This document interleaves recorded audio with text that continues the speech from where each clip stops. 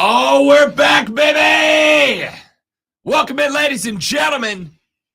The Tuesday edition of the Rob Brown Show goes now. The 4-day work week in play. Welcome in.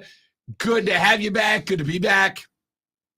Hope you all had a loud and most radical Memorial Day weekend. Hope you got to both celebrate and to take a few minutes to dwell on, to think on what the reasoning, what the point of that weekend was. But we are back in the saddle again, as Steven Tyler said, but higher pitch.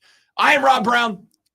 Directly across from me on the other side of the metaphorical glass, the guy in charge of not only this radio broadcast, but every broadcast that you like. He is the alpha and the omega of the fan upstate, Colonel Grudge, hashtag dad kicks, the professor of perfection, the sultan of swag, the wizard of wave, the content cash cow himself. They call him the great one. Lonzo's in the building too. What up, Zoe? And just like Rob Brown, I rock Florida. Dude, all right. So for those of you that do not follow me on Twitter, at the Rob Brown Show, I need you all to know that I found Lonzo's doppelganger, right? It's not the dude that we met at the Spartanburgers game either. No. This is a totally different guy. So I went down to, for those of you that don't keep up with my personal life, cool, thanks, I guess. So touching your hair was a good thing, you know, and everyone on Facebook, YouTube, Twitch, and Twitter got to see that. You get the full experience here on the Rob Brown Show. Look at these locks, man. I got the playoff hockey here going today. Yeah, but the thing is, do you have it in you to go further than that? I don't think you do. Farther than the Dallas Stars did. I don't. Well, there's that. 6-0 smoked last night. Vegas v. Florida set up. How about the Desert versus Miami in a Stanley Cup Finals? Love that. We'll come to that in a minute. So went down to Florida to spend Memorial Day weekend. Took the extra day off on Friday to spend it with La Familia, with the amigos. Play a couple of shows on Friday night and Saturday night. And then on Sunday, it was relaxed day with the fam. So did brunch with some friends, went back, and the little brother and the madre were like, all right, over behind Blue Wahoo Stadium, where my minor league team from Pensacola plays, they have a kind of an amphitheater set up. And on Sundays, they do Blues on the Bay, which is they bring a band out and this band performs. They got a nice little amphitheater with Pensacola Bay framing the backdrop. And the little brother smoked some ribs for us. And we went and sat down. And the lady friend was there. We brought the dog. The madre was there. The brother and sister-in-law and nephew there. We're all kind of chatting amongst each other as the band starts. And when I look up at this band playing, y'all, freaking Lonzo was the lead singer. The dude was Lonzo. Didn't look like Lonzo. It was Lonzo. I look up. He's got on the dress shirt and vest, exactly what I would picture Lonzo playing if he was playing like a Sunday afternoon church concert. He's got the long, flowing, luscious locks in the same shade of definitely not graying that Lonzo has. He's got the same facial hair. He's got the round glasses, and he's up there just wailing on the guitar. Even does what I picture Lonzo doing if he was to play a lead with the lean back hair shake move. Oh, you got to do that. I mean, come on. Yeah. My mom tapped me on the shoulder and she just points, and I'm like, yeah, the band's playing, and she just points. And I looked, I'm like, what is happening right now? I genuinely, for about a second and a half, 2 seconds, thought Lonzo had just played a trick on me. Like, I thought Lonzo booked his band in Pensacola to show me up in my own hometown. I just think it's awesome enough that for a moment you thought that I would do that, because I would if I could. Yeah. Yeah, because for sure I would. I put the picture up on on Twitter. I do love that our boy Tim Frisbee said, "Is that a Peter Paul and Mary cover band?" Which is a great joke. But I put the picture up on our Twitter account at the Rob Brown Show. Go look at it. It was freaking Lonzo, dude. The only difference was that this guy's hair was straight. Other than that, It's the same dude. So It was wild. What key was he singing in? I'm just curious. I mean, could you? I'm not even gonna lie, dude. I was so tuned out from music at that point. Okay. Like I heard the songs they were playing, but I didn't want to think about it at that point. I mean, if he was playing in G, it might as well be me. I mean, because that's my key of choice. I'm just gonna assume that he was. Okay. All right. Because everything else was exactly the same. Ladies and gentlemen, we have got a show lined up for you today. A lot of stuff to get into on the radio broadcast. And I'm going to tell you right now, Lonzo, I made a prediction on Thursday's show before I got up out of here. I made a prediction on Thursday. And if it comes into your brain what it was, don't bring it up. All right? Because I made a prediction on Thursday's show. And we're going to get to find out if on today's show that prediction comes true or not. I made a very specific prediction about something that would or would not happen on today's show.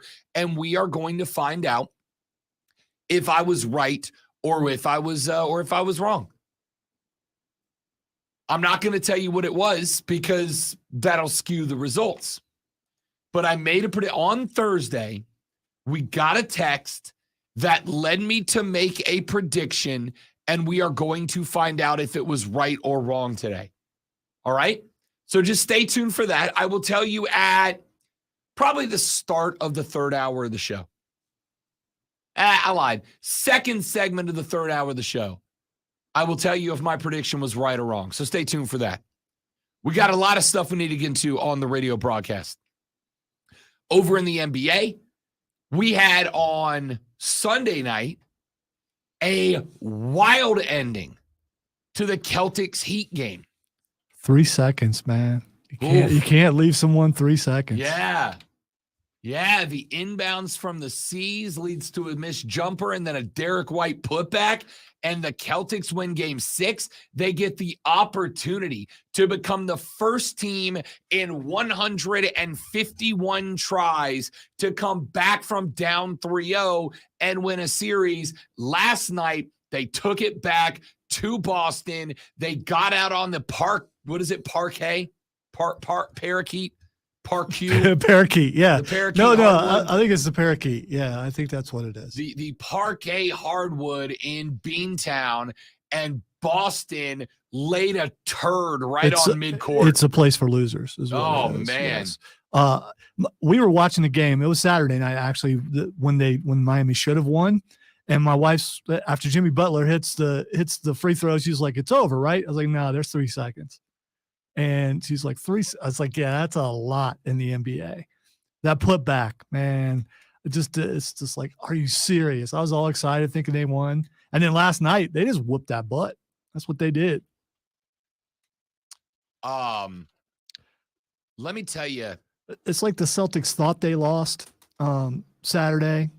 And it was like, yeah, we're going to lose the next one. That didn't feel like that. So let me tell you what I love about these NBA finals. And let me tell you why it goes hand in hand with why the Boston Celtics were unable to become the first team to come back from down 0-3 to win a series.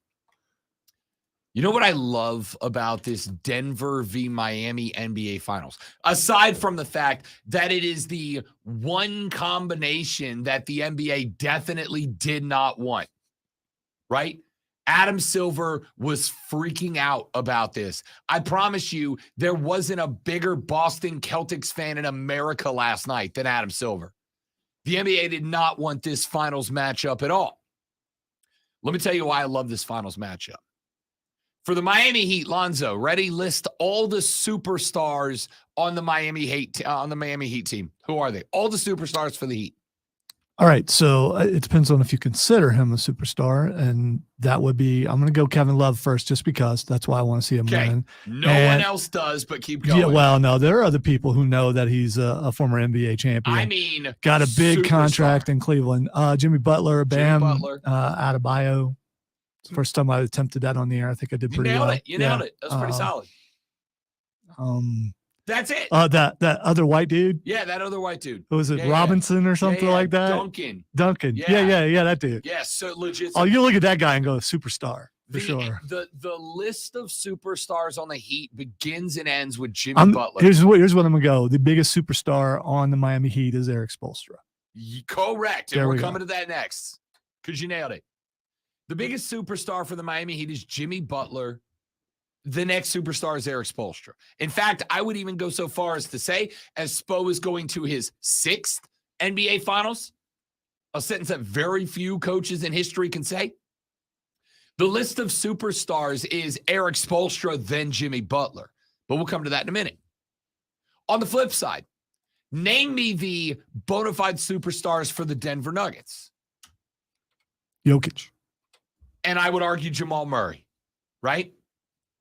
I would argue Jamal Murray, but I would argue Jamal Murray is a superstar the same way that Bam Adebayo is. Like, very, very good. Bona fide superstar? No, I think guy who is made to look better than he is by the sum of the parts. If you're watching the game, he's going to stand out to you, and the announcers are going to talk about him. If you're outside the game, people, in the normal season, you don't hear that much about him. Correct. So here's what I love about these two teams. These two teams are the opposite of hero ball teams. These two teams, Lonzo, are driven to success by role players. These two teams are driven to success by guys who recognize I'm probably not going to get my name plastered on the ESPN headlines. I'm probably not going to be celebrated as a legend in the NBA. But you know where I will be celebrated? I will be celebrated in my hometown when I win this thing. The Denver Nuggets have 2 superstars, Nikola Jokic, Jamal Murray. The Miami Heat have a superstar in playoff Jimmy and a guy who tiptoes on the borderline of Bam Adebayo. But these two teams are driven by role players and coaches who get the game. Would you consider predicate the game? Would you consider Tyler Hero a superstar? No, I would consider him a very good offensive player who is a huge liability defensively. Okay.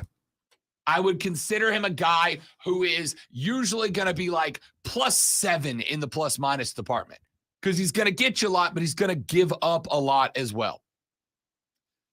These two teams have, at the most, 3 superstars combined.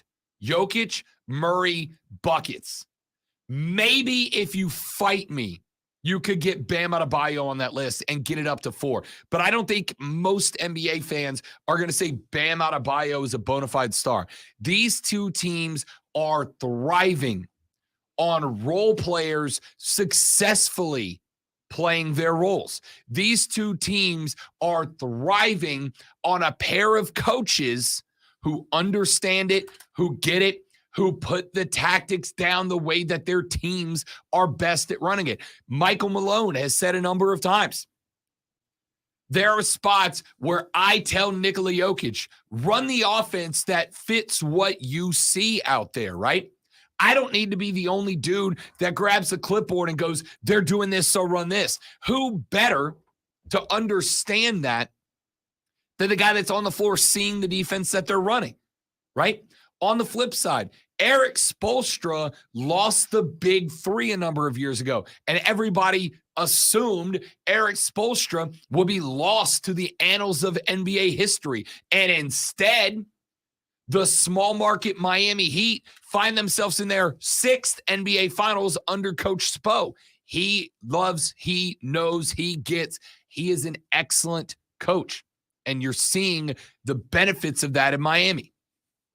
This series could be very, very good.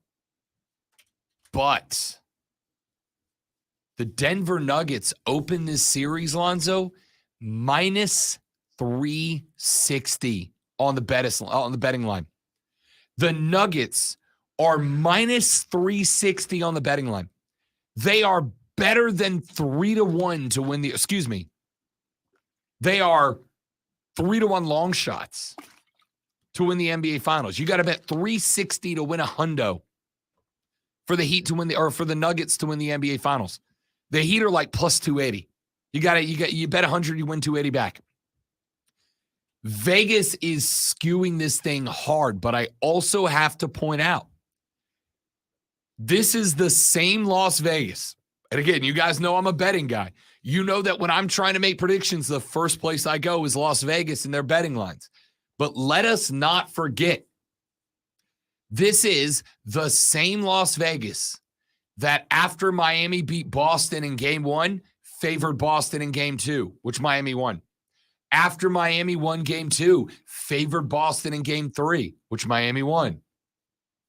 After Miami beat Boston in game 3, favored Boston in game 4. And finally, Boston did get 4, 5, and 6. So Vegas was right on those, but they favored Boston in game 7 too. And the Heat went into TD and got that dub.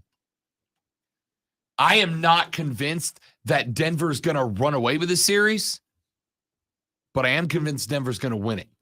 And I'll tell you why later on in the show. So we'll get to that. We got college baseball World Series coming down the pipe. The regionals are set. Clemson will host a regional. South Carolina will host a regional as well. Both of the big South Carolina schools get selected as a regional host. We'll tell you when and where those games are and who the winners of those regionals will match up with should they make it to the Supers. We'll come up with that later on in the show. A massive move in the NFL. The Cardinals released DeAndre Hopkins. I told you last week, and I got some lulls on the text line. Y'all, the Carolina Panthers are in play to make this move. And the release of DeAndre helps them out. I will tell you why coming up later on in the show. And of course, we've got to get to the Stanley Cup Finals. They are set as well. A team from the desert matches up with a team from the beach. It's fun to talk about. It doesn't matter all that much. We'll talk about that later on. It's going to be a wonderful, wonderful Stanley Cup Finals as well. So all of that and plenty more, we are going to be busy today. You want to be a part of the show? The Gilstrap Family Dealerships.com phone line is open for you at 844-326-3663. The text line is open for you as well at 71307, 71307. Start your text with FAN. We are back after this. Rob Lonzo and you on the Rob Brown Show and the Fan Upstate. All right, guys, got a live read right here. Y'all stay right there. We'll be right back.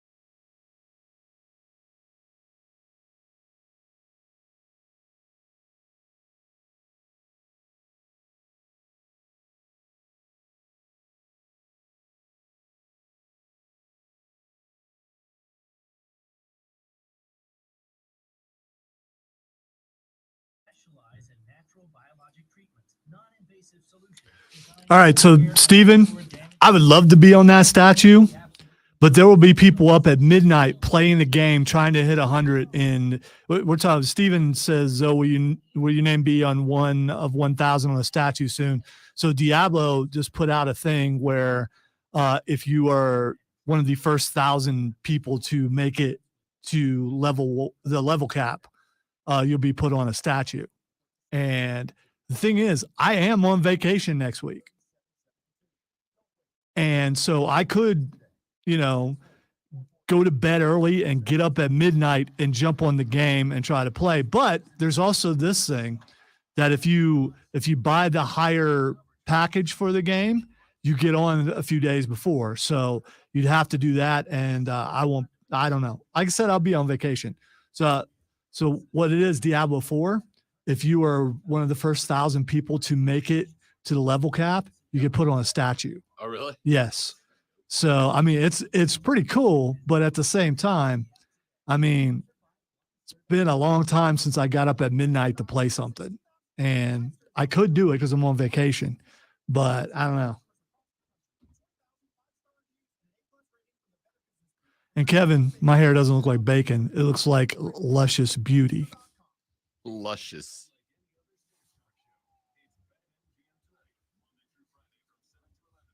I'm an Adonis. There were statues back in the day with hair like this.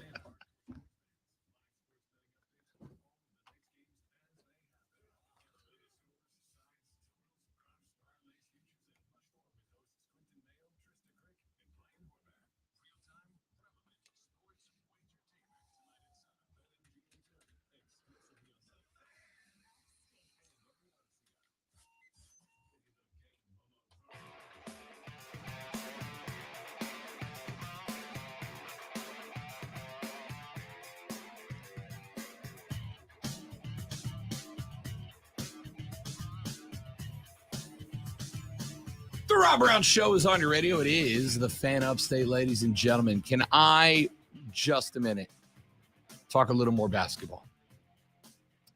I think these NBA finals could be exceptionally good. Now, Vegas has Denver favorited in a massive way. They're like minus 360, I think, in Vegas right now. That's a big time favorite for a championship series. But there's one other number that tells me why. Nikola Jokic is without a doubt the single most influential basketball player on planet Earth right now. I've told you guys multiple times why I love Nikola Jokic. Lonzo, if I ask you for one word to describe Nikola Jokic, what word have you used over and over this year? Boring. Yep. You have described Nikola Jokic as boring. That's why I love him. That's why I think he's great, because Nikola Jokic is an old school basketball player with new world talent, right? Nikola Jokic isn't doing anything that puts him on highlight reels. He's not hitting you with crosses and spins that are going to be posterized. He plays old school, fundamental Mikan basketball. But isn't that basically just European basketball? I mean, how many European players come over and they just show out the way everybody else does in the NBA? That's the stereotype, and it's a stereotype for a reason, right? Yeah, sure. All stereotypes have roots of truth in them. Sure. But I would also point out, think about who are the most prominent European basketball players right now? Would you say Luka Doncic is a boring player? No. God, no. Absolutely not. What European player right now would you put in the market with Nikola Jokic as like a 1960s big man, but oh, by the way, he shoots 40% from the arc? None. There are none like him, right? Nikola Jokic is not a dude that's getting put on posters. He's not a dude that's going on highlight reels. He's nothing except a dude who is going to have how to play big man videos churned out on YouTube for decades after he retires, because it's old school big man basketball. It's knowing how to body position to get rebounds. When he goes back up, he's not doing anything fancy. He's just as happy to go up and just drop the ball in the cup as he is to rip the rim off the glass, right? Nikola Jokic plays boring basketball, but here's my favorite part of this thing. Nikola Jokic is minus 125, Lonzo, to average a triple-double through the playoffs. Scratch that. Through the NBA Finals. Let me say that again. Nikola Jokic is minus 125 to average a triple-double in the NBA Finals. Do you understand the levity of that sentence? Yeah, but it's not unusual for him because of what he did during the regular season. I think you could just look at the math, the stats, that type of thing. He averages a triple-double in the regular season. Right. So why would he stop in the playoffs? The point isn't that it's shocking Nikola Jokic has a minus one. What is it? We minus said 125. Yeah. It is not shocking that Nikola Jokic has a minus 125 money line to average a triple-double in the NBA Finals, where he's supposed to come up against the best team to face all year. And he will, right? And he will. We'll talk about that matchup in a minute. It is not shocking. It is impressive that it's not shocking. It's not just impressive. I don't even know how to phrase this to point out how ridiculous this is. My dude is expected by Vegas to average a triple-double in the NBA Finals. Now, I will acknowledge that I'm getting older and my memory is fading. But I can't think of anybody off the top of my head who has averaged a triple-double in the NBA Finals in modern history. Nikola Jokic is the best basketball player in the game right now. He's not the most athletic. He's not the most physically intimidating, right? Other than being 7 feet tall. If Nikola Jokic had the same body composition he has, but he was 6'2", he'd be like the manager at a gas station, right? He's a very average but super tall dude. There's nothing that you look at Jokic or his game and you're blown away by it.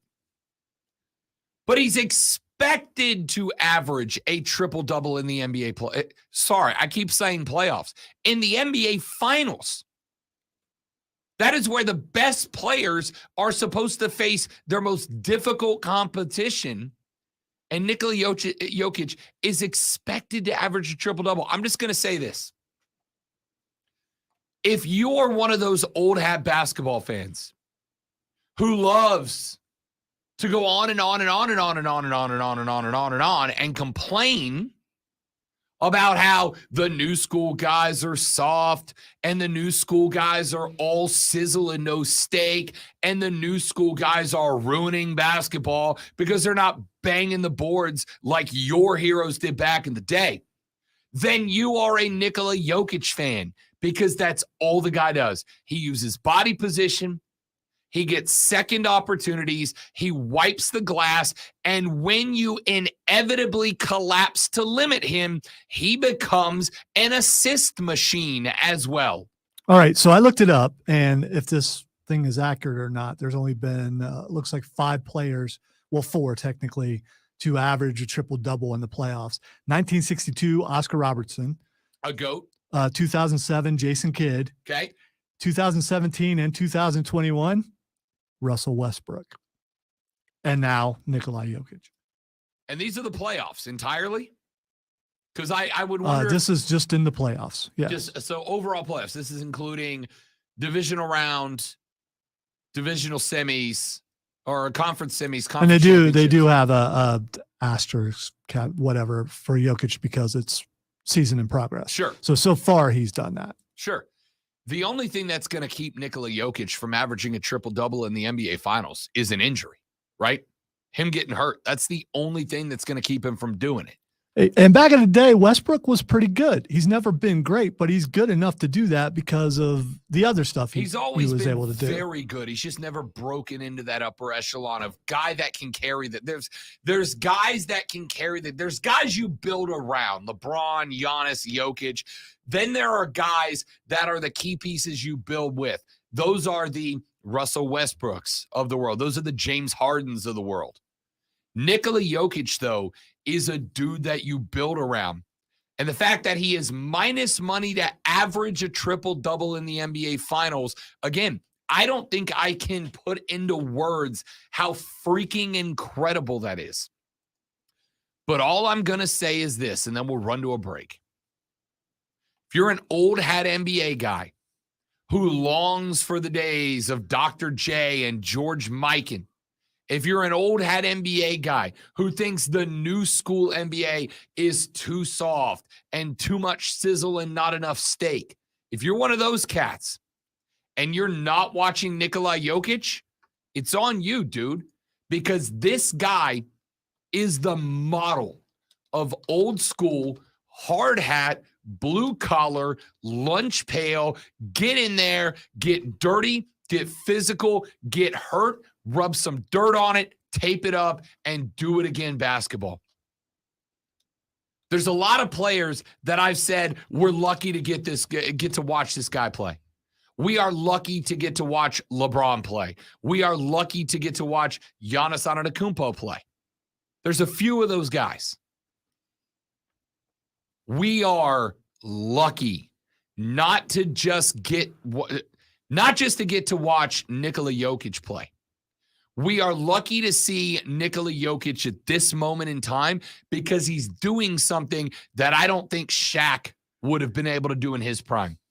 I think we're getting to watch something that I don't think that Wilt Chamberlain was able to do back in his time.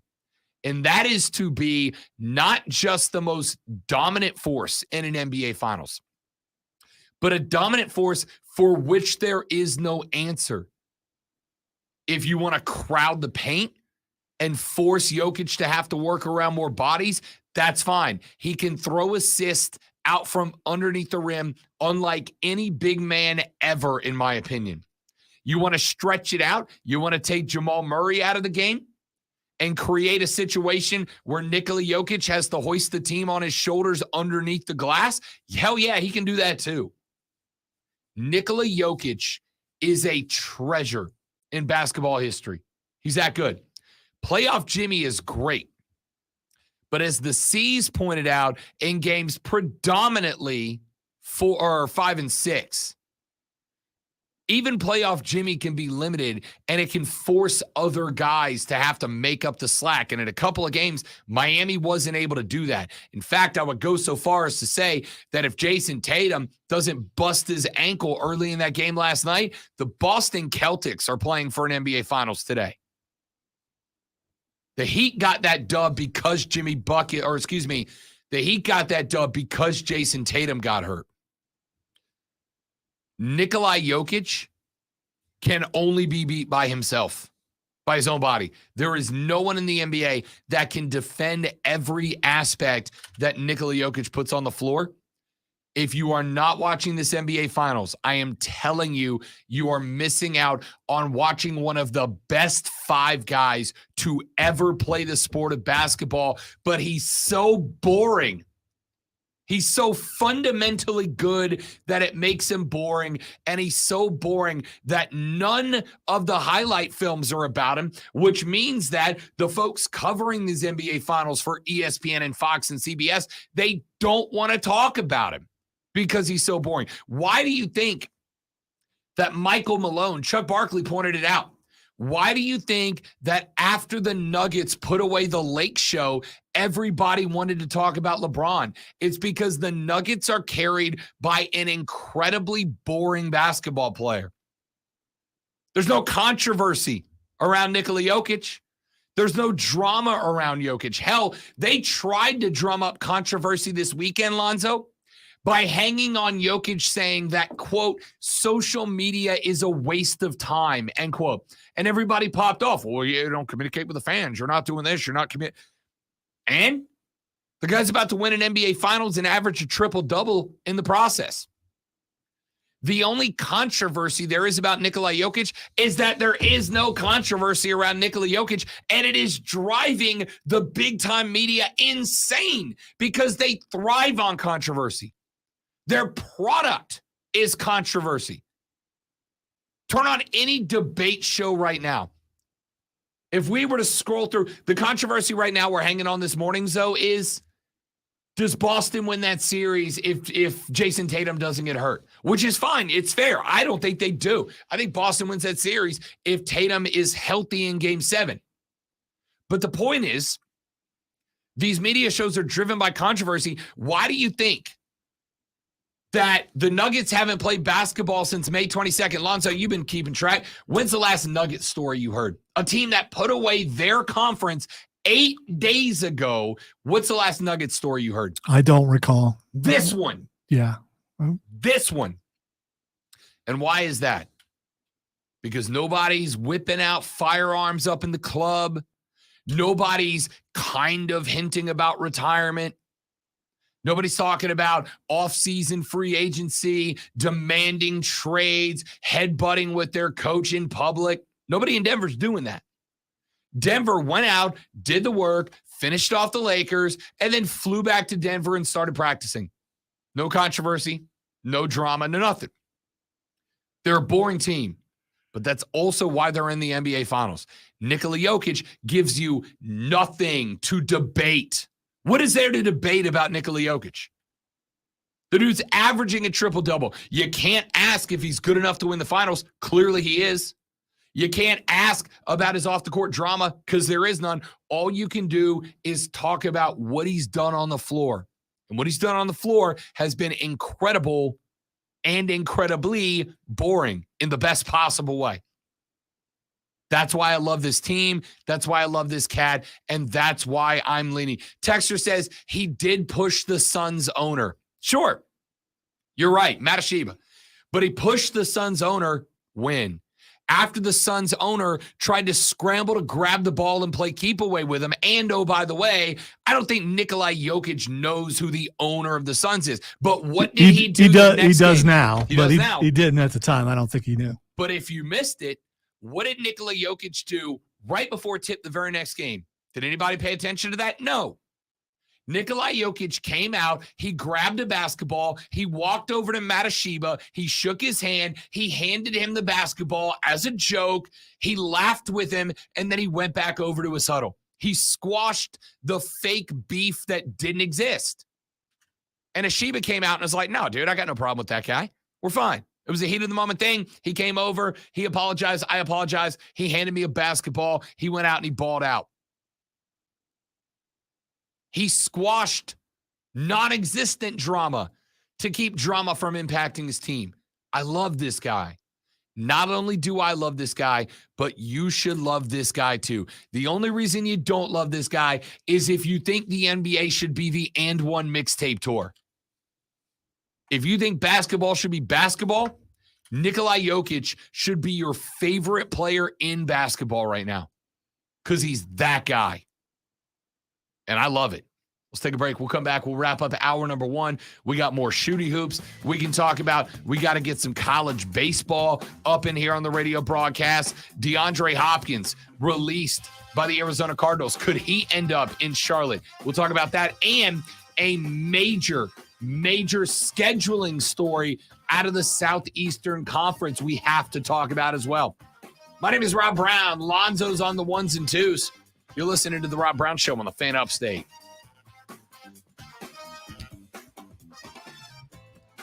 Dun, dun, dun, dun, dun. Weird when you dropped the George Mikan in there. I had to look up and see when he retired. It was 1862. It was 1966. So I'm trying to think, maybe, if you watch George Mikan play, wow, didn't know you knew what FM radio was, but that's cool. So my Uncle Mike, big basketball guy. Uncle Mike was a hell of a basketball player back in his day. which my mom will tell you she's very mad at because my first word was basketball because of my Uncle Mike, right? It's a pretty big word for a little kid. Well, 1%er kids, we had all the book training. So when I was learning to play, because I've for the most part always been taller than most of the people in my age group. I've always been 4'5" guy, right? And so when I was growing up, Uncle Mike used to make me do Mikan drills. A Mikan drill is you stand under the basket, you shoot a right-handed layup, you jump, rebound, and put it back up left-handed. And then you jump back up, catch that rebound, put it up right-handed. And the point is you're supposed to jump, grab, go offhand or go opposite hand, hit it off the glass before you land. And then before the ball comes down, jump up and do it again. And you just go back and forth. And the point is not only stamina of your hopping back and forth, but it's also practicing eye coordination of catch, plant, release, hit it off the glass with the touch to get it to go through. It's called a Mikan drill. And so then I got probably fifth, sixth grade, got very curious, started looking up George Mikan stuff. He gave me a VHS tape of George Mikan playing ball. And that's one of the guys that I learned how to play the big man spot from was George Mikan. Definition of fundamentals underneath the rack was George Mikan. And so if that's the type of basketball you like to watch, Nikola Jokic is your dog. By the way, James, I don't think Nuke ends up in Kansas City because that was like his fourth pick on his list or something. He wants to go to Buffalo for some reason. He told you the reason. Josh Allen. Yeah, he did. It's his words, yeah, not mine. Yeah, no, you're right. You're right. Why would you want to go from Arizona, where it's warm, to Buffalo, where they have to dig you out to get Some you to the weirdos airport? like the cold, yeah, those weirdos I like the cold. never understood those people. So I'm glad I'm here, even though it's not sunny in South Carolina at the moment. I'm glad I'm here. Dude, it was sunny and 82 the whole time I was there. It was incredible. Brandon, had a phenomenal weekend, buddy. Thanks for checking in. Good to have you, my man.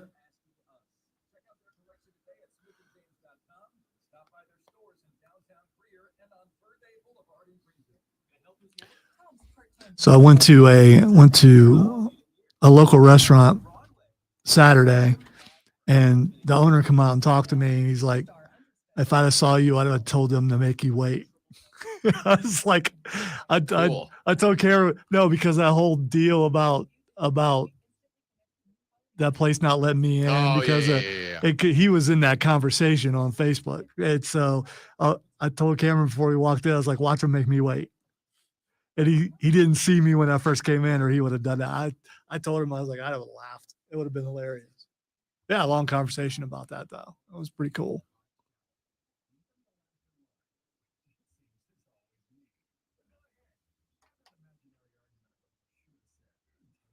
There's a Scotty Too Hottie video. Man, his mustache was weird.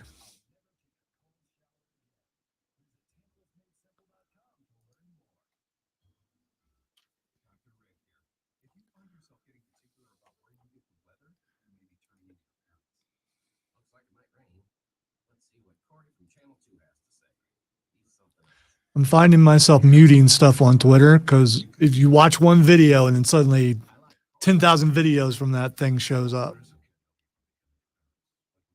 It's just stupid people doing stupid things. I don't need to see that. I mean, sometimes I do.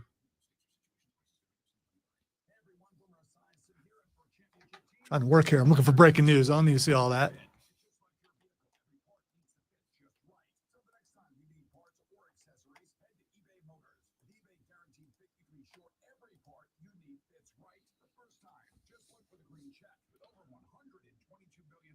Was Chris on the show Saturday? Yeah.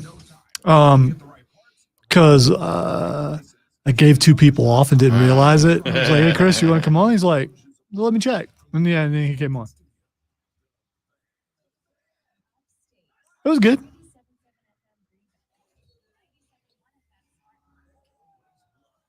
Chris is an original. He can pop back on and be like he never left.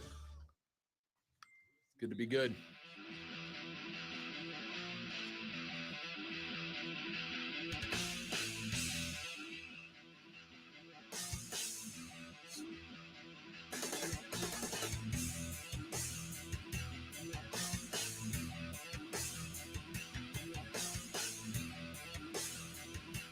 The Rob Brown Show back on your radio. It is the Fan Upstate, ladies and gentlemen. Great to have you along for the ride. Rob Brown, the great one, Lonzo. If you want to be a part of the show, 844-326-3663 is the number to the Ghost Strap Family Dealerships.com phone line, 844-326-3663. Hit us up. Let us know what you're thinking about these NBA Finals.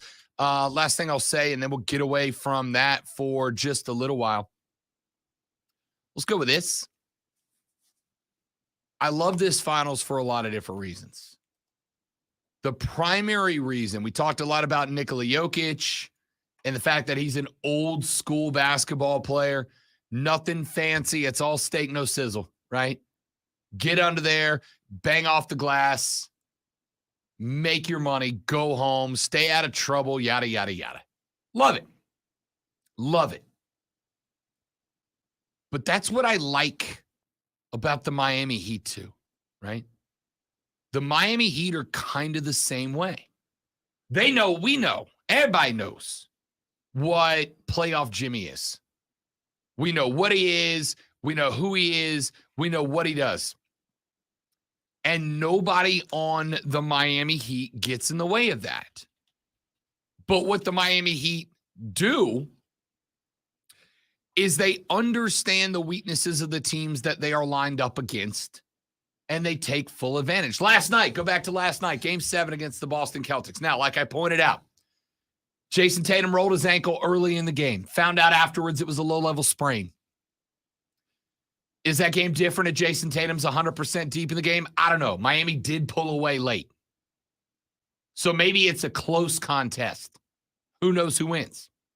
What I do know is this. In fact, I'm going to go to a little bit of sound here, if you don't mind, Zoe, real quick. This comes from Inside the NBA on TNT last night. Let me grab clip number 2. Shaquille O'Neal broke it down perfectly last night when he talked about, clip 1A. Shaquille O'Neal broke it down perfectly and told you exactly why the Celtics lost this game and this series.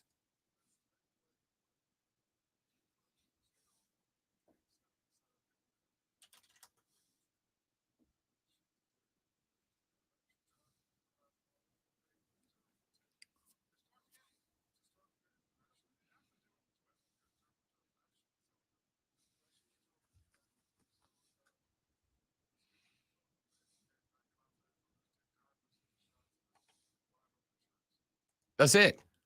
That's it. But that wasn't just because that's what the Celtics do. It was because that's what Miami forced them to do. Spoelstra knows what the hell he's doing. Miami rotated to that one-man four-zone defense, right?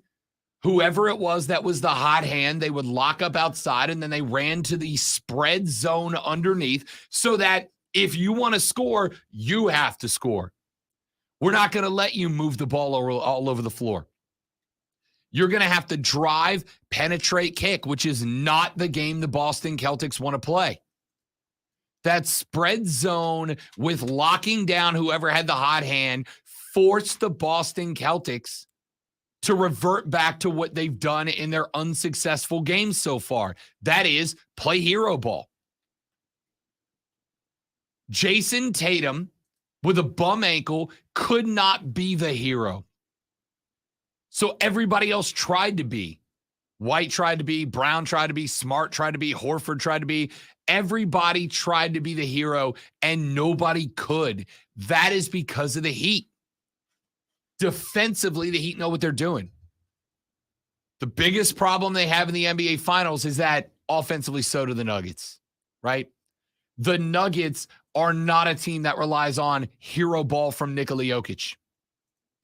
Nikola Jokic can be an assist machine, which means that the other guys on the floor recognize if I get to my spot, if I am where I need to be, Nikola Jokic becomes a weapon with or without the basketball, with or without guys between him and the rack. He is a weapon.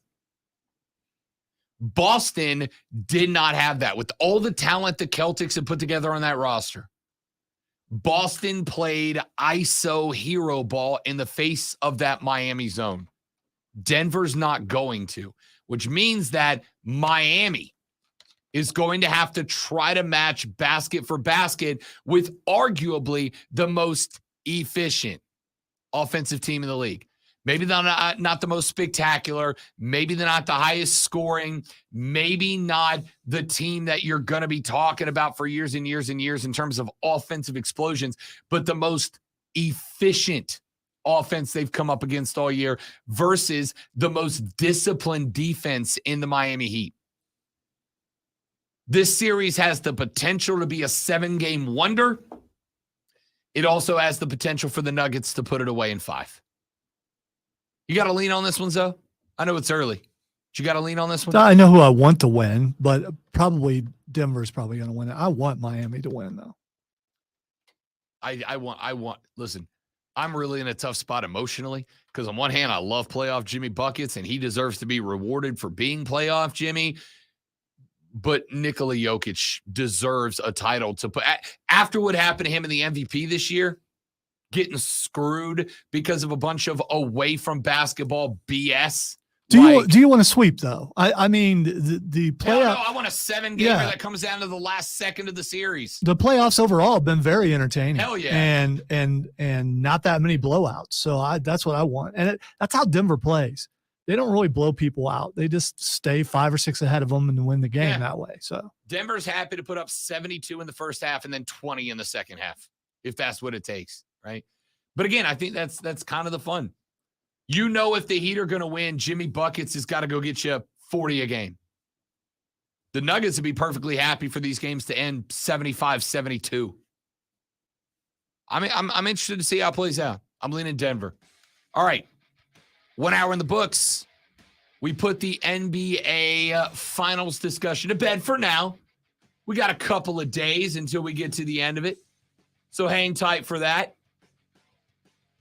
We got college baseball to talk about. We got some NFL news and notes. We'll take a look back at the Panthers OTAs.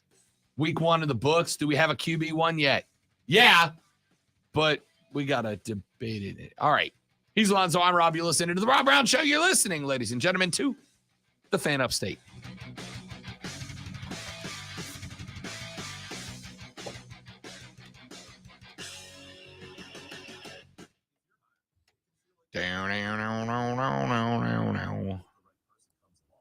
Suppose 6 finals tie him with Pops and Steve Kerr for the 4th most all time. Not nearly enough. Yeah, no, we talked about that back in the early portion of the hour. Spo is a Hall of Famer, and I'm tired of pretending like he's not. I really am.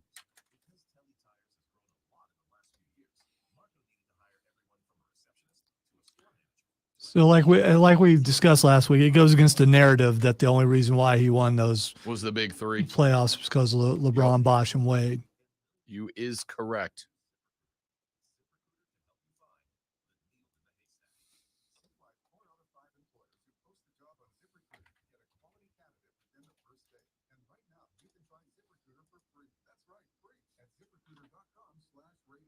Pappy is the best. I could not agree with you more. No. The best. No, you guys are jaded and weird. It's not. Pappy is better than me, and you guys know how much I love me.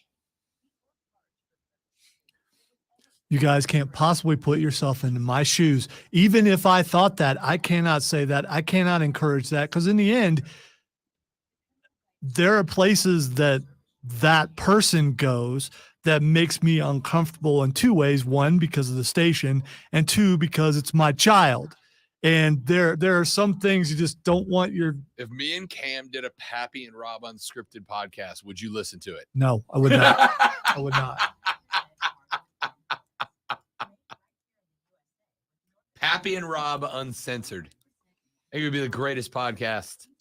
Plus, there are things that are better in small doses. And it makes them more impactful. It makes them stand out more. A full thing may not be as entertaining as you think it would be. I'm just saying. And there again, it may blow everyone's mind. I don't know, but I don't want any part of that. That's all I'm saying. You wouldn't produce the Pappy and Rob? No, I would not. Podcast? I would not. I'd even have a hard time delegating. You can produce it yourself because you have those skills.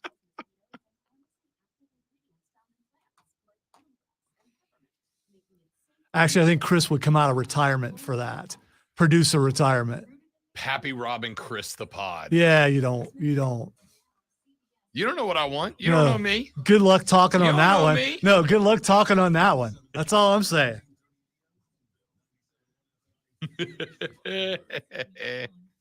Now I want to do it.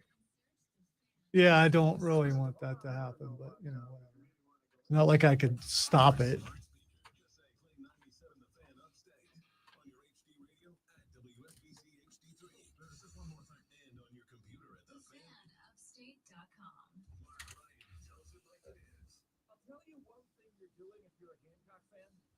You're making it impossible for Clemson to ignore you.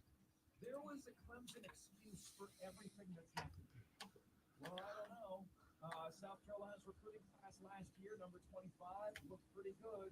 Yeah, wake me up when they beat us. I just saw the Diablo thing also being posted again. It's hardcore. So you'd have to do it in hardcore. Oh. Make it 100. In hardcore mode is you die, you're dead. Your Oh. character's gone. Yeah. Oh, really? Yeah, that's what hardcore is. Oh. Yeah.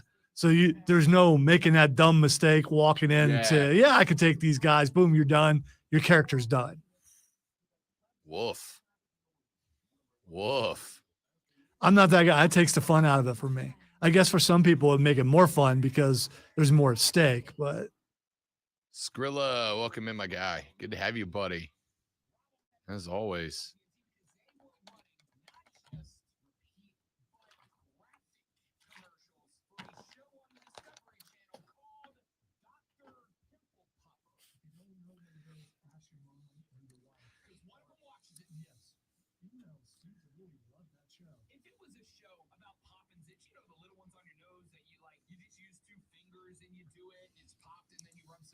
The segment this was.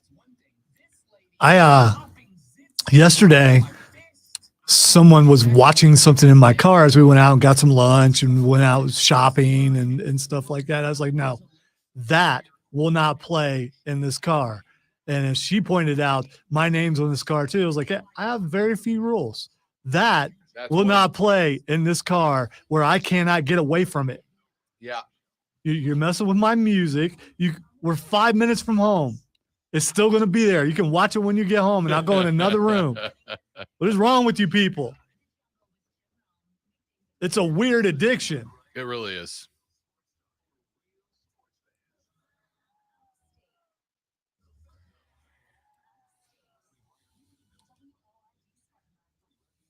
I think Pappy's appeal is just because it makes me uncomfortable. Radiant. Pappy should DM a one shot.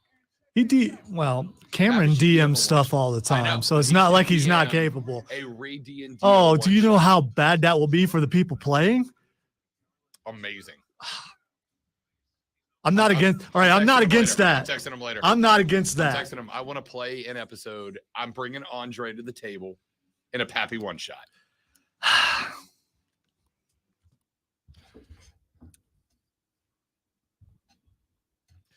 And off we go to hour number 2, ladies and gentlemen. Welcome back.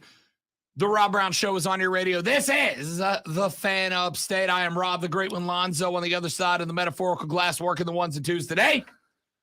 844-326-3663 is the number to the Gilstrap Family Dealerships.com phone line. Ooh, that was a struggle. That was a struggle. Yeah, you don't want to try to hit those high octaves. You need to just keep it down low.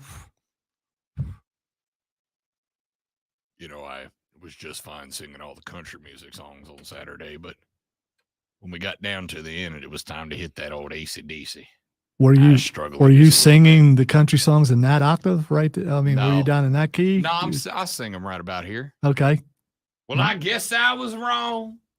Just don't belong. But hell, I've been there before. See, it's okay to have kind of a raspy voice and do that. I mean, exaggerate the hell. You'd be proud of me. I exaggerate the hell out of the twang. I am curious, since you've come to South Carolina, has your twang in singing gotten better? because you're hanging around with some people. I mean, in this building, you're not. There's like one or two. Just say my fiance's family. Yeah, Just say it. I'm not doing that. There's like one or two people in this building. Everyone in this building has somewhat of a radio voice, and you kind of lose your accent you just do. But if you're hanging around anybody else, and I know you're always out and about somewhere, so you're around that, has it helped you with your twang and your singing? Well, it depends on what you mean by help. If you mean, do I get twangier? Yeah. Have you gotten better? Have you refined your It twang? means I have to like. Is it more authentic now? Yeah, I have to remind myself how to twang when it's time to sing. Do you picture someone in your mind other than Garth Brooks, someone that you know that you hang around with in South Carolina when you're singing it, and think of how would they twang this? Yes. Okay. All right. Yes. That's all I needed to know. Absolutely do. Good to be back with you guys on a Tuesday morning, short work week this week, which is the 4-dayer after Memorial Day yesterday, but it means we've got plenty of stuff to get in, to discuss, to talk about on the radio broadcast today. But I want to start with this. Lonzo, you and I, wow, man. Probably should have. I got to go get some Altoids at the break. It's a good thing you weren't like this a couple weeks ago when I was like that. Oh, man. You and I have both been in this game for a very long time. Me for about 15 years. You for more than that. Yeah, 26. Yeah, you've been at this station longer than I've been in the game. But when I get the opportunity to mentor young people coming into this industry, there are like 2 or 3 things I always tell them right out of the gate. Do you like money? If you do, get the hell out now. Go be an accountant or something. Yeah. Step 1, recognize that until you get to the upper echelon, if you want to have fun almost every single day and you can't wait to get to work because you know you're going to have fun, great spot to work. Radio is for you. Yeah, it's called radio, not paydio. All right. Second thing, especially when you are lowest on the totem pole, your time does not belong to you, right? You're working holidays, you're working weekends, you're working nights. All your friends are going to be at concerts. You're going to be sitting behind a board pushing buttons. All your friends are going to be at the game that you are sitting in the studio listening to other people talk about and not being invested in it, right? And the third thing that I tell them, and this is once they start getting into studios, Lonzo, every mic is hot. Every mic is hot. Every mic is always hot. Someone is always listening. It's not true, but you have to act that way because you never know. Well, it is for us because we're like on during the commercials too. Correct. But, if you walk into a studio and there's a mic, work under the assumption that mic is hot. Now, the look that people give you when you say that, though, it's just like, well, I'm a professional. I'm never going to. Yeah, you might slip. You are. You might actually slip. Yes, you are. Lonzo and I do it a lot, and we're damn good. I don't slip, but But everybody else. Yeah, I catch everybody else. I will say something that's probably off color and should not be said. Number of years ago, I was doing the morning show down in Destin, Florida, and I had a young lady who was there were 3 of us. Had a young lady who was one of the co-hosts. And we went to a break. Now, we had a young cat that was producing that day. And we got to the break, and I could tell that she was kind of disconnected from the show. So I said, you want to step out and talk about whatever's going on?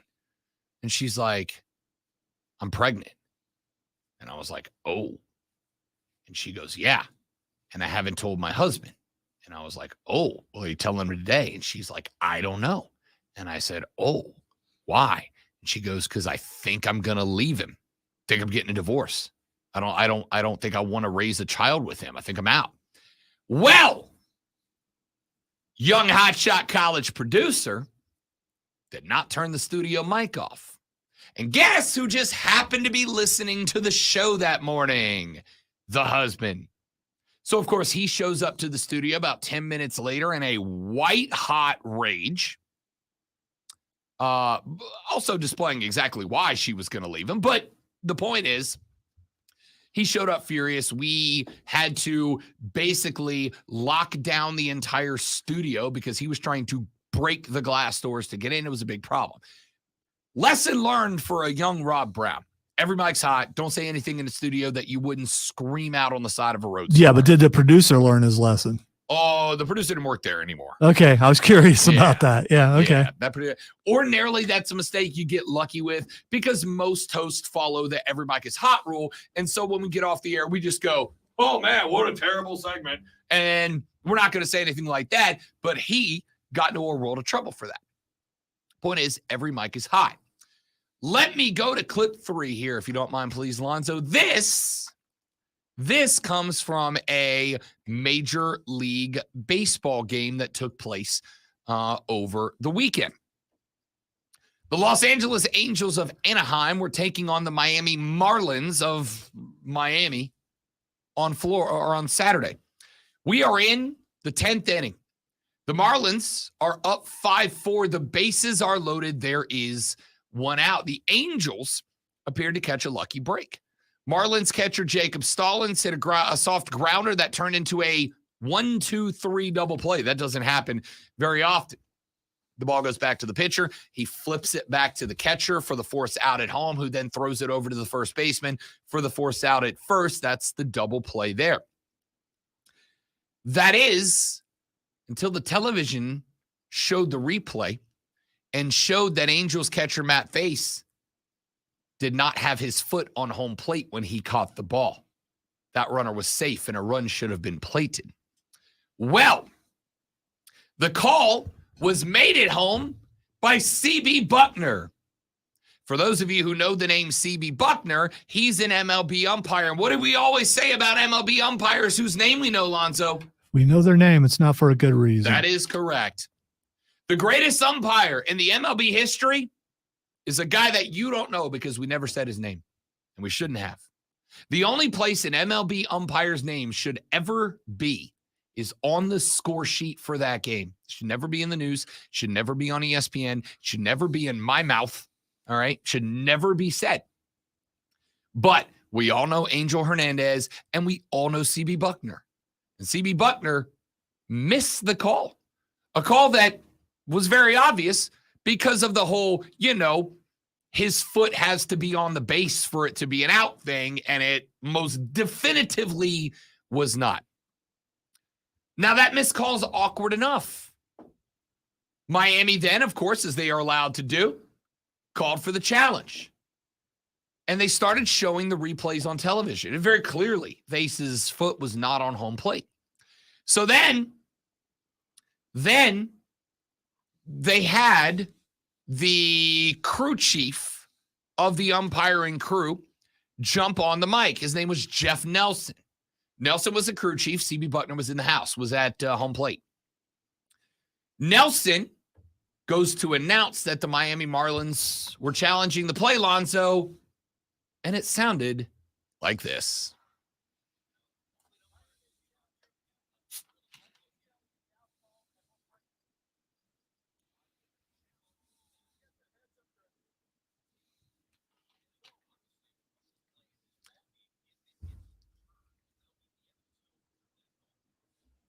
Oops.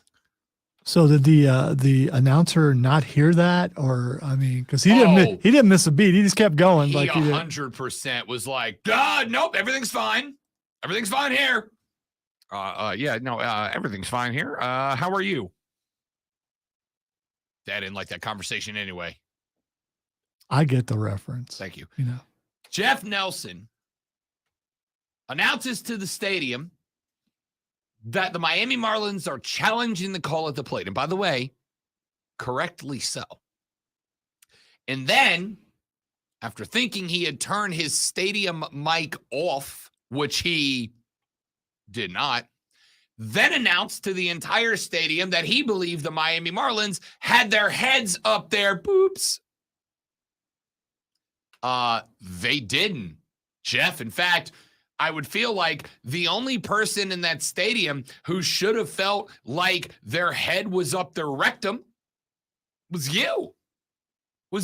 Because not only did C.B. Buckner make an obviously incorrect call, again, but after C.B. Buckner made an obviously incorrect call again, You got frustrated that the Miami Marlins had the audacity to challenge one of your guys. So you said to the whole stadium that they had their heads up their backsides. Has there been a public apology yet? No, and there's not going to be. Oh, okay. They're going to pretend that this didn't happen, right? What an incredible moment there. Because not only did the entire stadium hear the umpire say that the Miami Marlins had their heads up their beeps, but then that same Jeff Nelson had to come out on the field and go, after reviewing the play, the challenge was successful. The runner is safe and the Marlins retain their challenge. And also I have my head up my rectum. What a dork. See, I know some of y'all don't want RoboUmps. I get it. But this is a 6-4 game. The Marlins would go on to win this game a 5-10. This was a game between a Miami Marlins team that, by the way, will not go away in the NL East. This is a Miami Marlins team that has now taken second place away from the New York Mets, the second highest payroll in baseball, 27-27 New York Mets. The Miami Marlins have now taken second place away from the New York Mets. They trail the Atlanta Braves by 4 games.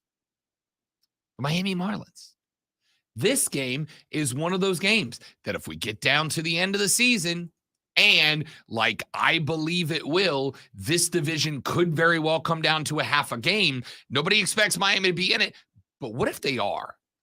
And what if they are by a half game? This game could have changed everything. The result of this game, had CB Buckner's very obviously incorrect call stood, the Angels could have won that game. Oh, by the way, an Angels team that finds themselves third in the West.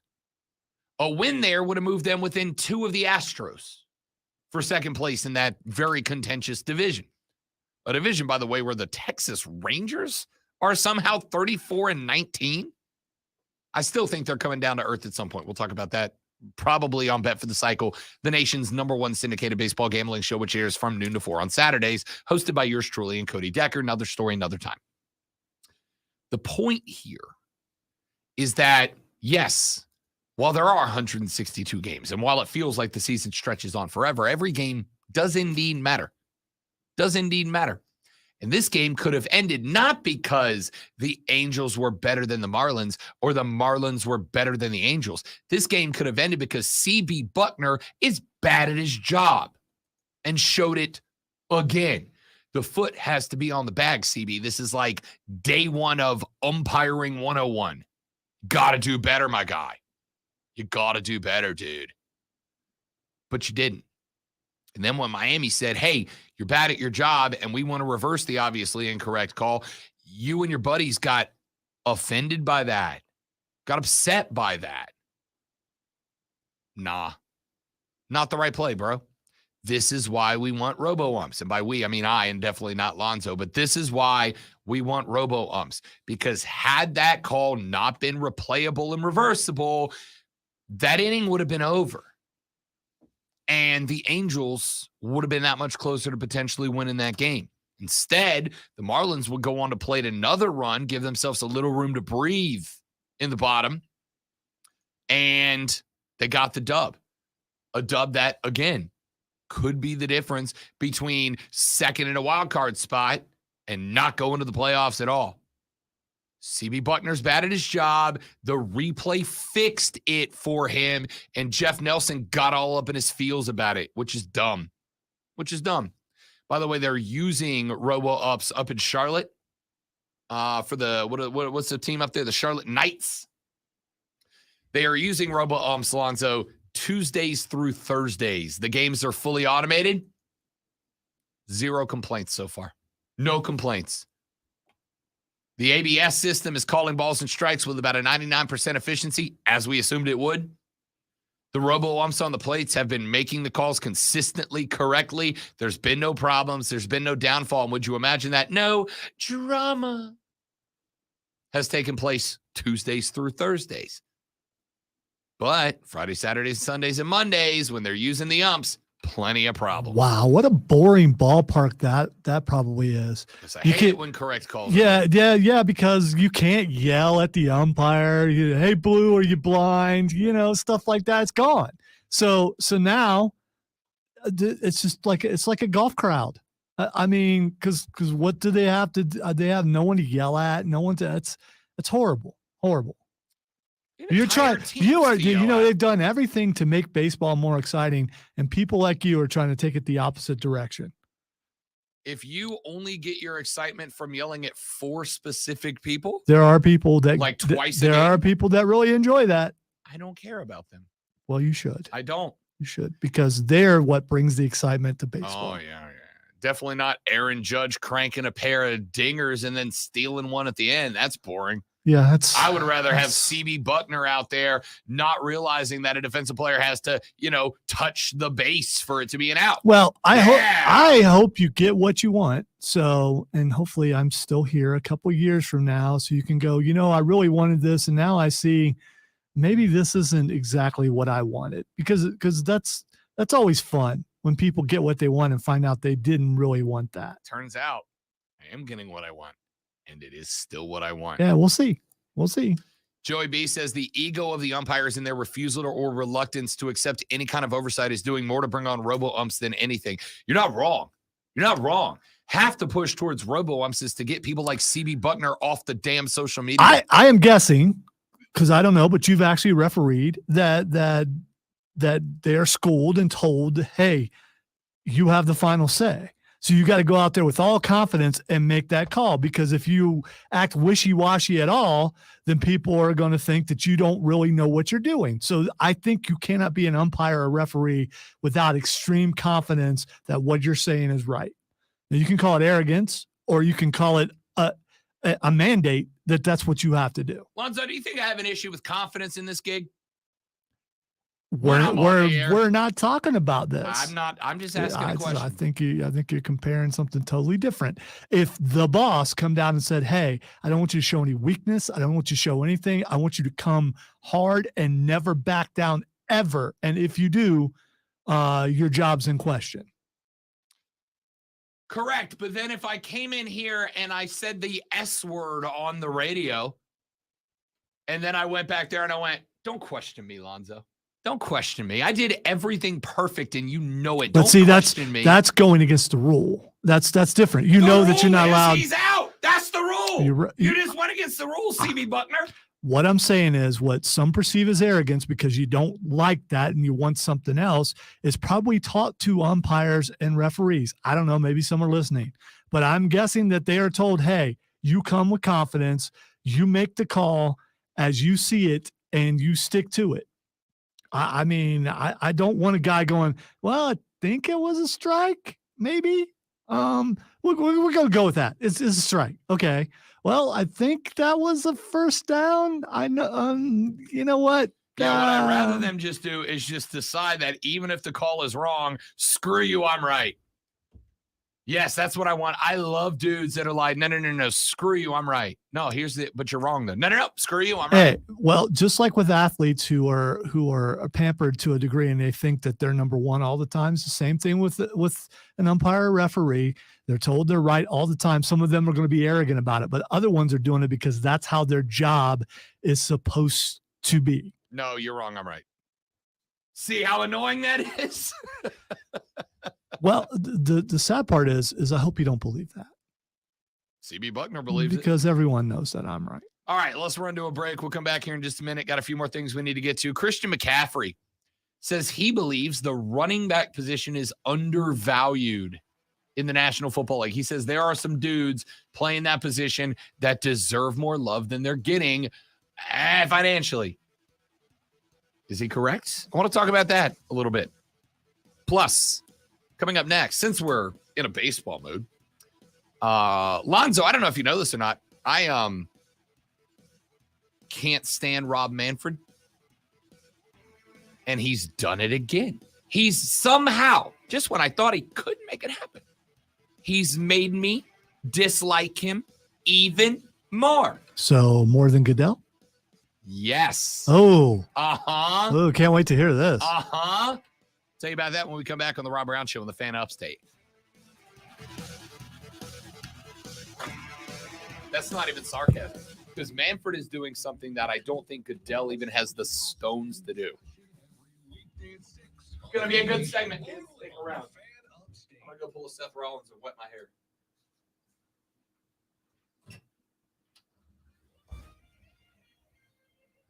From the News Talk 98.9 WORD Weather Center, here's the Carolinas' most trusted forecast on the Fan Upstate.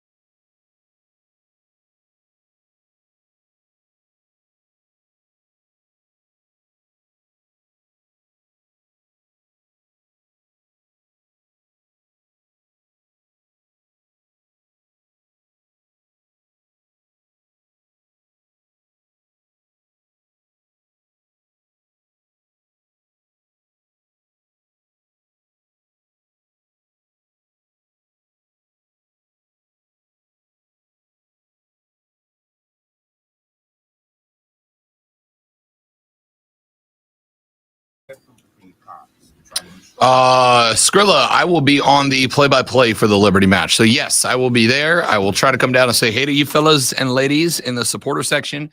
But I will be calling the Liberty game today and Friday, by the way. Will rain affect that? As long as it's not lightning, they'll play it.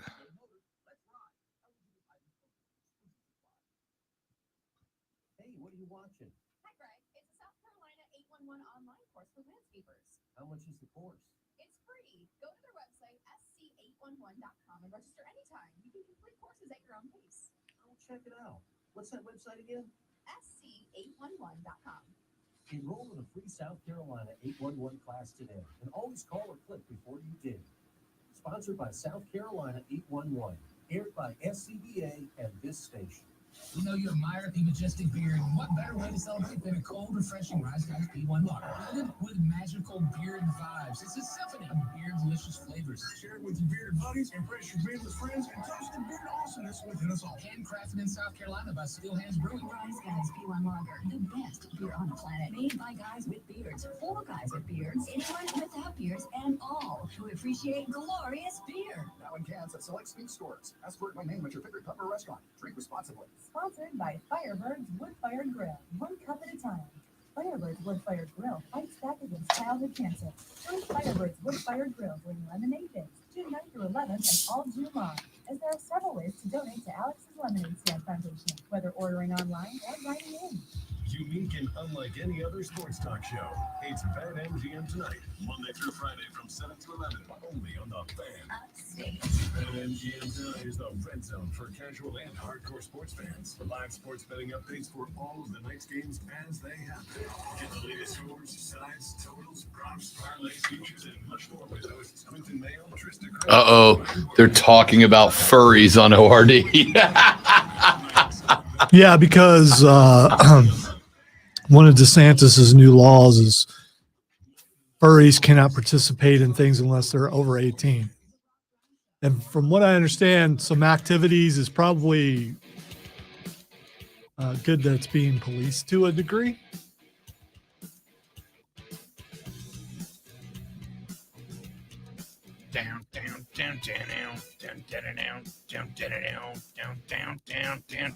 Welcome back, ladies and gentlemen. The Rob Brown Show is on your radio. It is the Fan Upstate. It's not a well-kept secret by yours truly that I'm not a big fan of most commissioners. Now, before I get into it, let me once again preface, as I feel like I need to do every time we have a talk about commissioners, that commissioners are in effect nothing more than figureheads, yeah? Commissioners are put in place, kept in place, and paid well by owners to be the bad guy, right?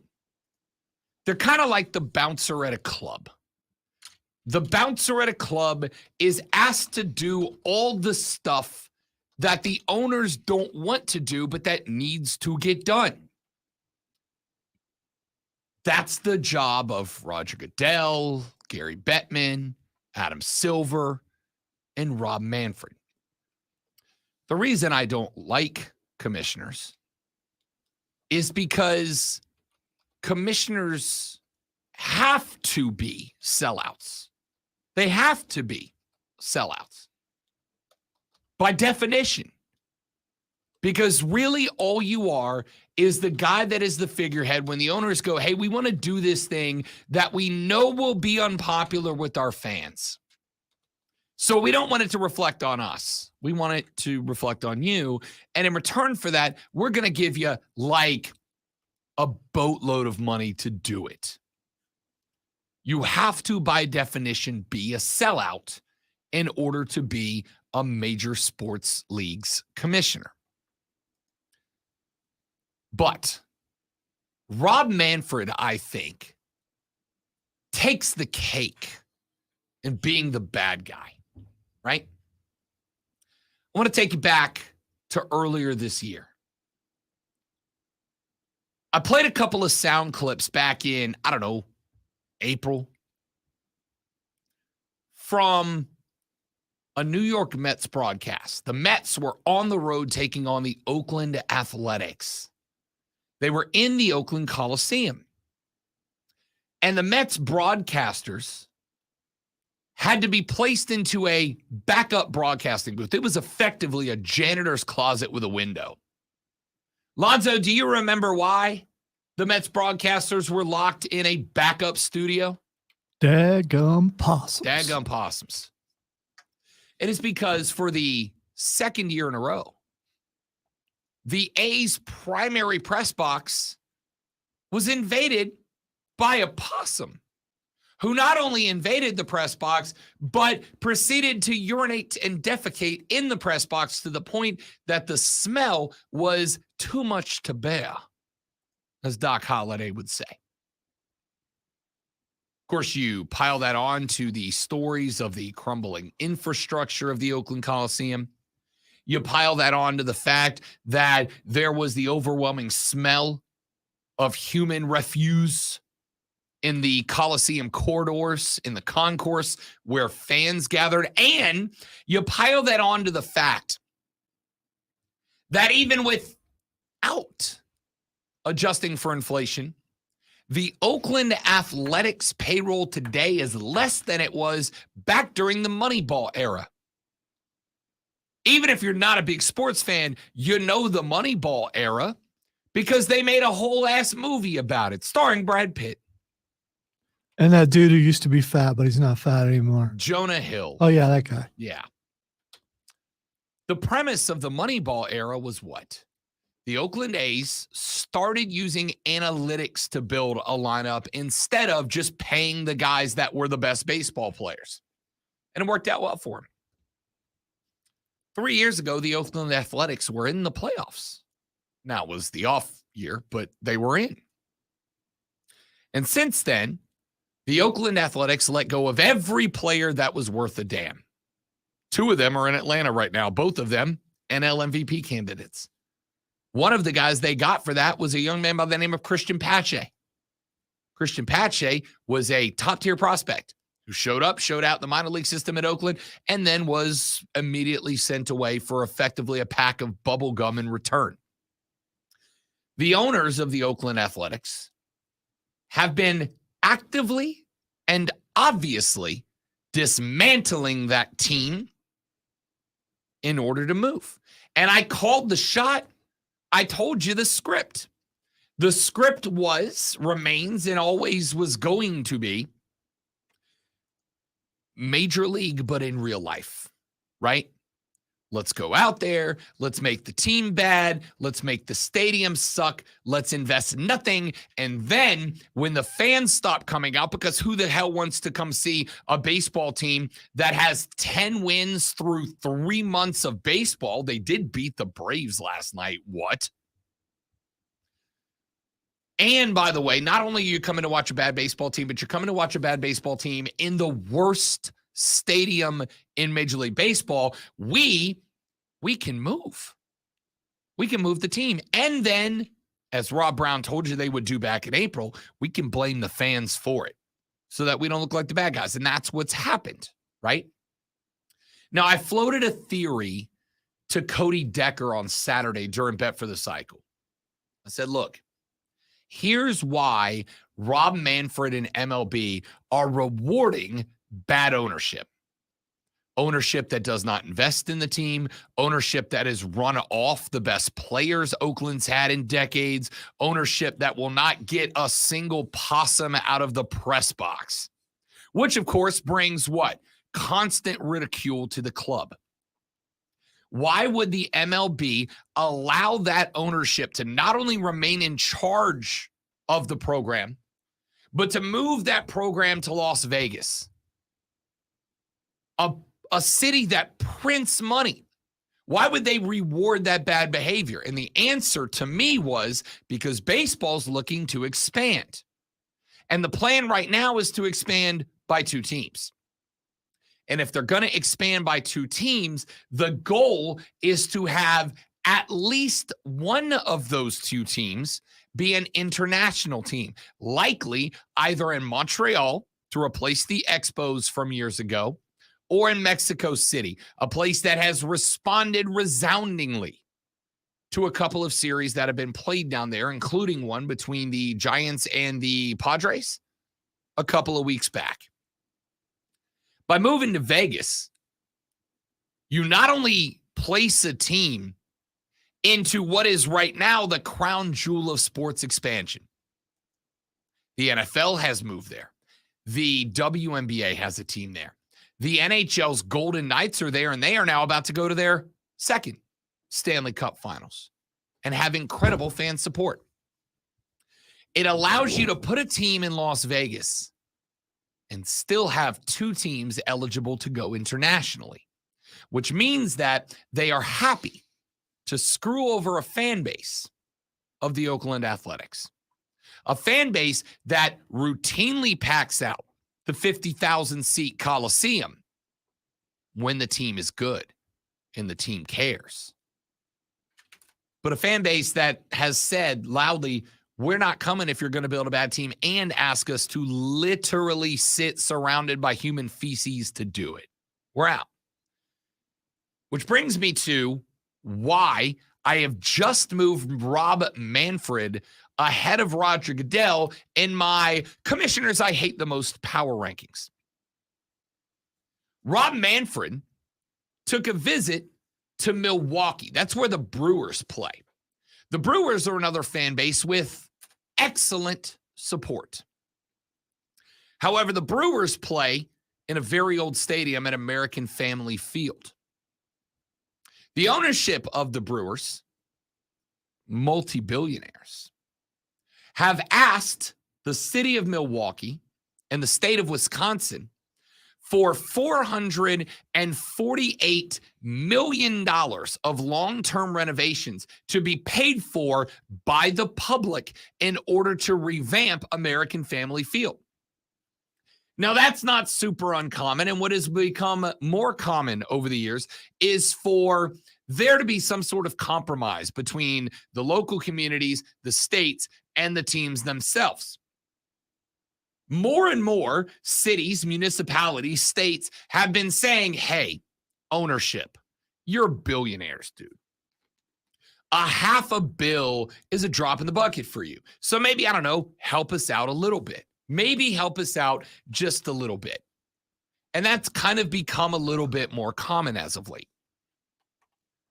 But Rob Manfred delivered a message to the people of Milwaukee and the fine folks of Wisconsin. He said to them that if Wisconsin's legislature and Governor Tony Evers don't approve 100% financing of the $448 million of long-term renovations at American Family Field, the Brewers might leave. Another fan base screwed over. And I don't think it's just because MLB wants a new stadium. I think it's because MLB wants to expand their footprint. So they're willing to kill off small and mid-market teams to place them in the larger markets. There are more large markets that the MLB wants to expand into. Nashville, Tennessee is one of them. Portland, Oregon is one of them. Austin, Texas is one of them. MLB wants to enter into these big markets. But here's the thing. They want to save their expansion teams because MLB is going to be the first league that expands internationally. Canada and Mexico out front. Now, Decker hit me with a wild thought. And it's one that I think he might have something going here. Do you remember the World Baseball Classic?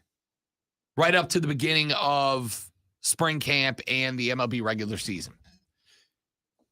Lonzo, I don't know how much you remember, but I suspect you do remember how much conversation we had about the Americans run through pool play, and then specifically about the showdown in the finals between Japan and the United States, when the final out, like a storybook, set up to be Shohei Ohtani on the bump and Mike Trout at the dish. We talked more about that at-bat in the WBC than we have talked about any individual game from this Major League Baseball season so far. The baseball is a world's game now, right? It's the American pastime, but it's a world's game now.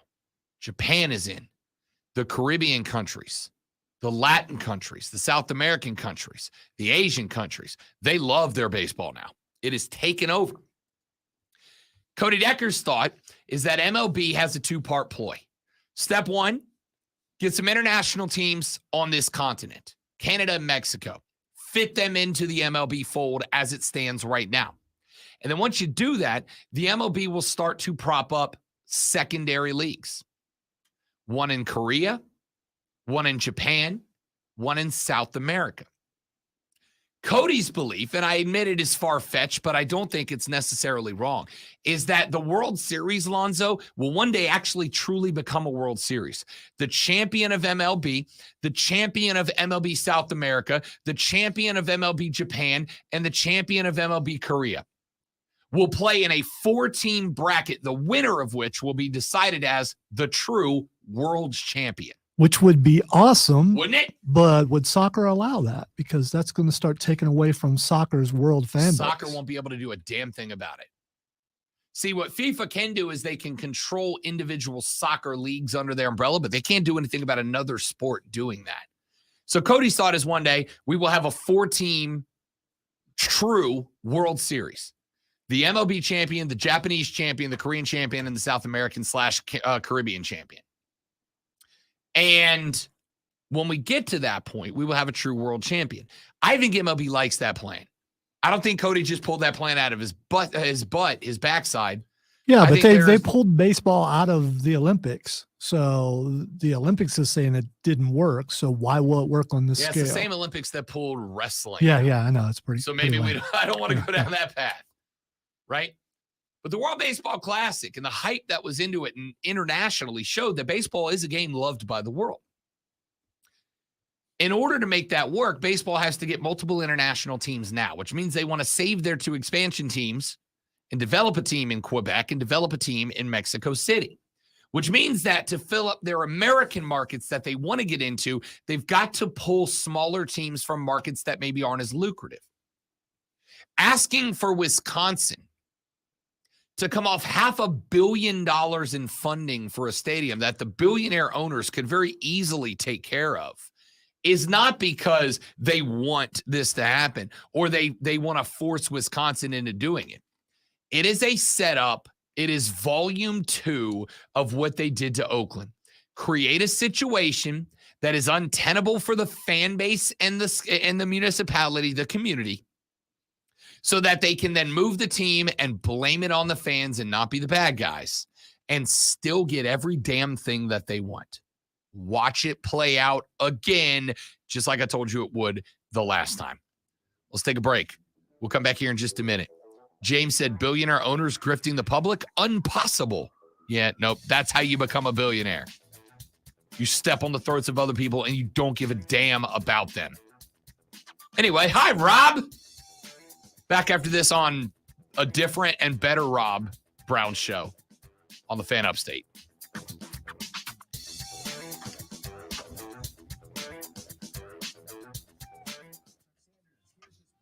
So Jennifer is asking about that. It's bleed when no one's talking. So it's picking up the studio. Yeah. So Jennifer, the reason that you can hear the commercials but not the bites is because we have, when we're off the air, we've got speakers right over here, both of them pointed at Lonzo's mic, and our mics stay on for the stream. And so you're not actually directly hearing the commercials. You're actually hearing the commercials come out of the speakers and then into our microphones and play back over the air, which is also why they're quiet. The reason you can't hear the sound bites is because they come out of the computer into the computer, and we can't play all of them because a lot of them are copyrighted or trademarked.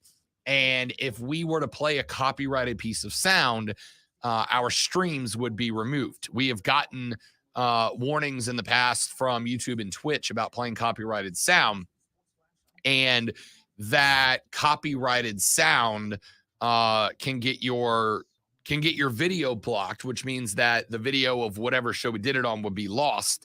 A, and B, if you do it enough times, they will actually suspend your channel, in which case we cannot do the stream at all.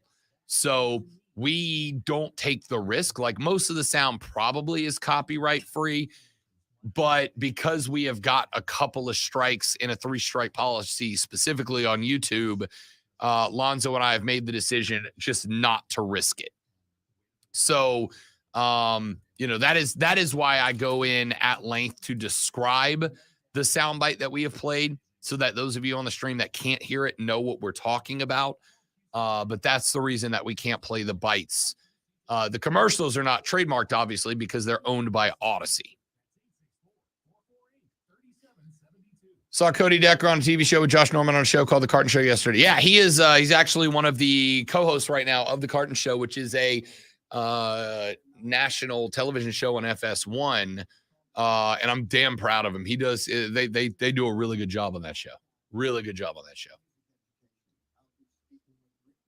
But yeah, man, it's cool. I think Cody and I have developed a really good chemistry between each other. Also, for those of you that don't watch Bet for the Cycle, Rob and Cody won the Parlay v Parlay Challenge on Saturday, which means that this Saturday, Hate Nass Mario and Rick from the production crew have to take a shot glass full of Da Bomb sauce from the Hot Ones show. They have to do this live on the air.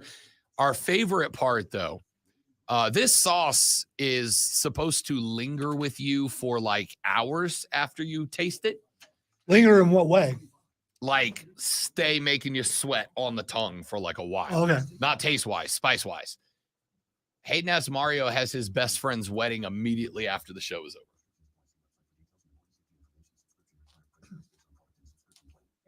So you guys wouldn't let him wait a day? No. Okay. No, that's part of the fun of the punishment.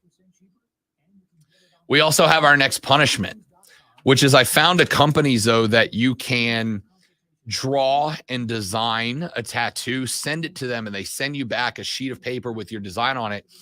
You put it to your skin, wet it. It's like a temporary tattoo like you would give your kids, except these last upwards of 2 weeks. So the winners will design a tattoo for the losers that they have to apply to themselves and wear for 2 weeks. There are 2 rules. Number one, it has to be something that we're allowed to show on the stream. And rule 2 is because you get to design the tattoo and tell them where they are going to apply it. What are you not allowed to show on the stream? I mean, that's okay. It has to be something allowed on the stream, and it has to be somewhere that a t-shirt would cover it up. Because initially we were going to try to make Hayden Ask Mario we were going to get a Bet for the Cycle logo tattooed on his neck. They're obviously temporary tattoos, but they last like 2 weeks, right? So we decided it's got to be able to be covered by a t-shirt. So we're leaning towards, should we win again, we're leaning towards giving him a tramp stamp. And we're leaning towards having a artist design a really cutesy, flowery tattoo tramp stamp, but the design would be our names. Do they understand how much you like to just sit in there and create for like hours? No. They have no idea. None. So we're going to flip a coin. I told Cody that he could design Mario's and I would design Rick's. Rick looked and he went, I've seen your stuff on Twitter. Please no. I was like, you better win then.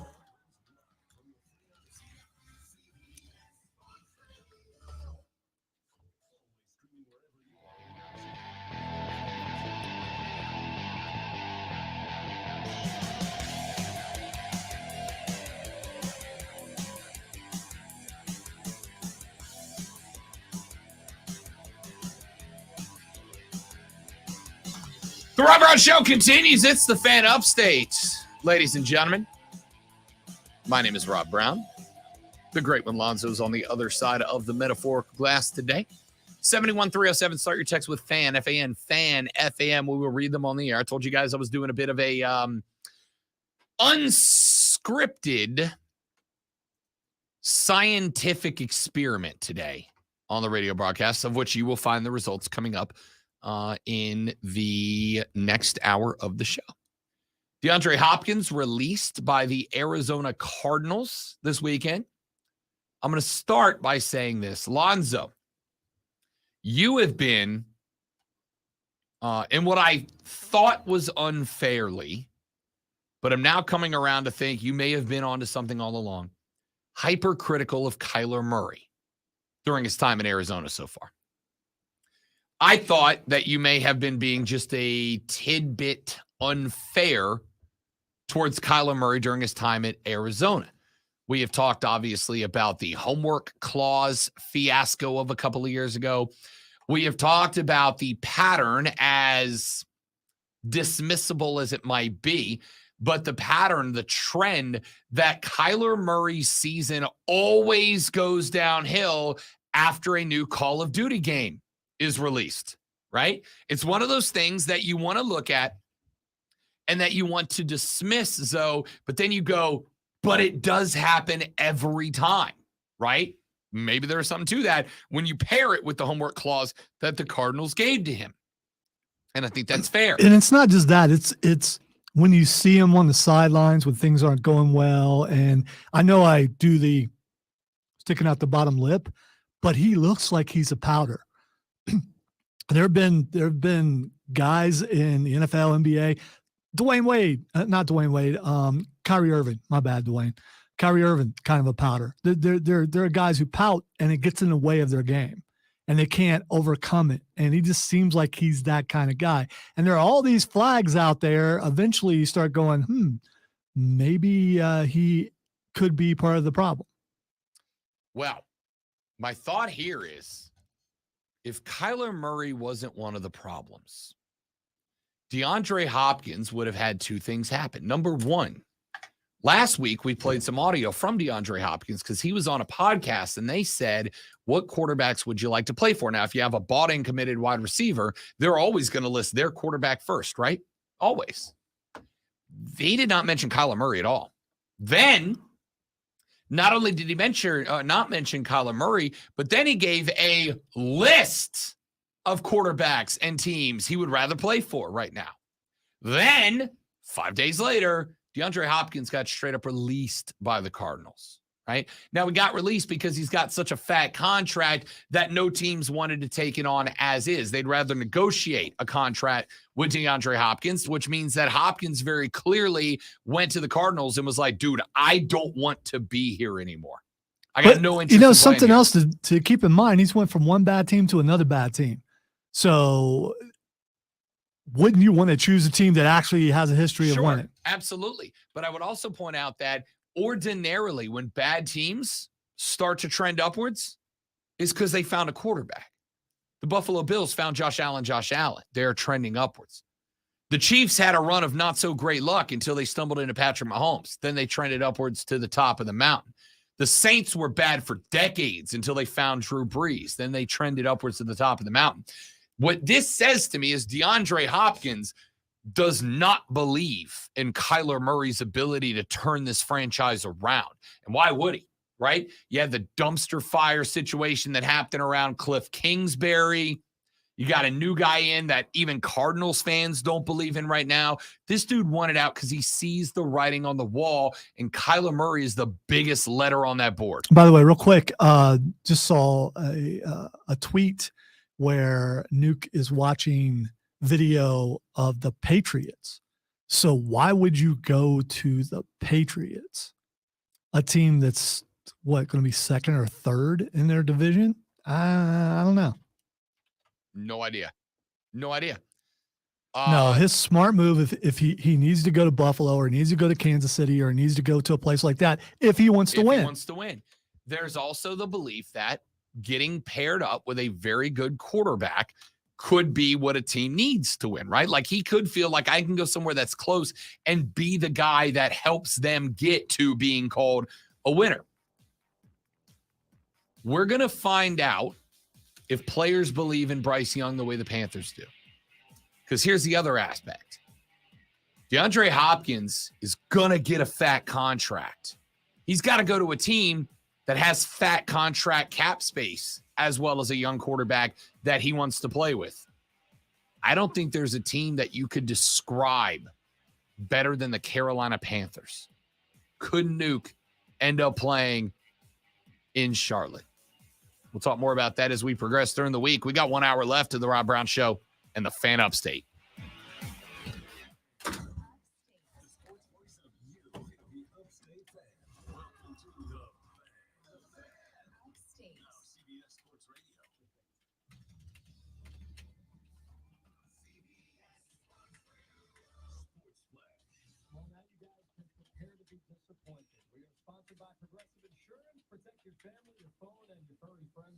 Electronic device and pet health insurance. Visit progressive.com. The NBA Finals is set after a drawn-out Eastern Conference Finals that ended with sweet revenge for the Heat last night. They returned the favor from last season by bouncing the Celtics in Game 7. 103-84 the final as Eric Spoelstra delivered on his promise that Miami would get it done on the road. We felt like we did all the right things there. Warehouse in the first break. Okay. Season high numbers of attacks.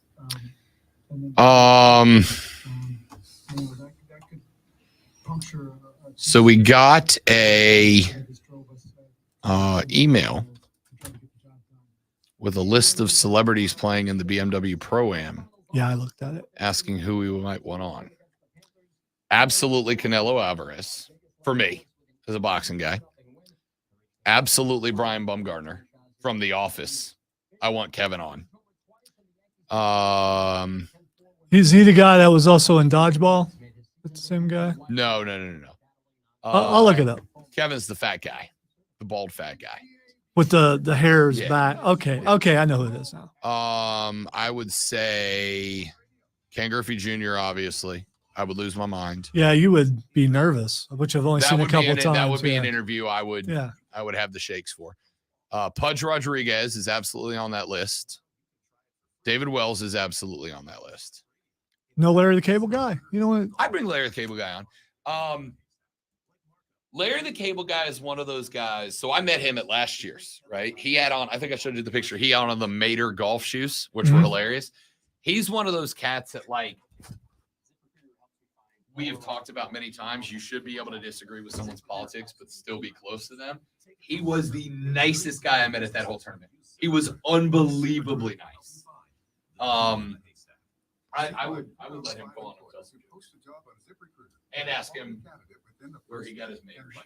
You can try ZipRecruiter for free. That's right, free at ZipRecruiter.com/radio. That's ZipRecruiter.com/RADIO. ZipRecruiter.com/radio. ZipRecruiter, the smartest way to hire.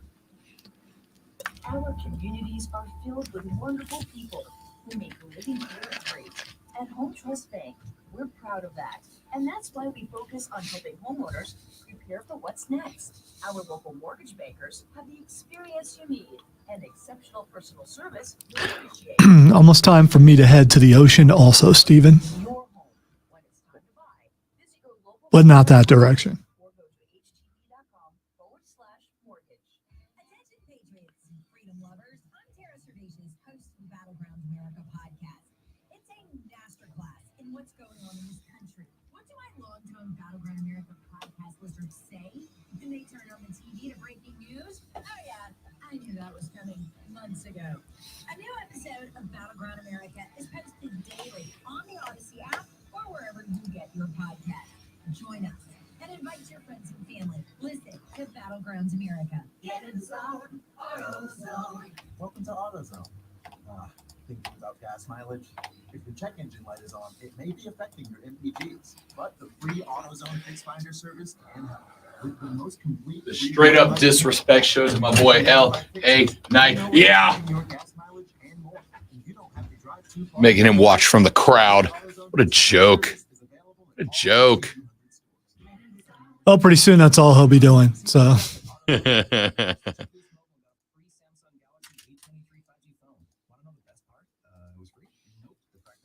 sent an email to the whole production crew with a link to buy the bomb sauce off Amazon. And Mario just wrote back, I hate you.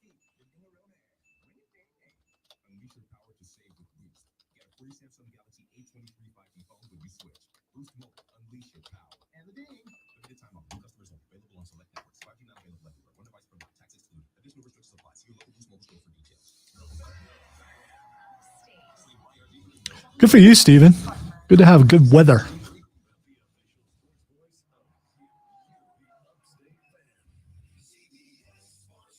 I'll have to find that tray. What's it called? Electric Jesus. I'll have to find it. Dig it, Steven. It was beautiful down there this weekend, my guy.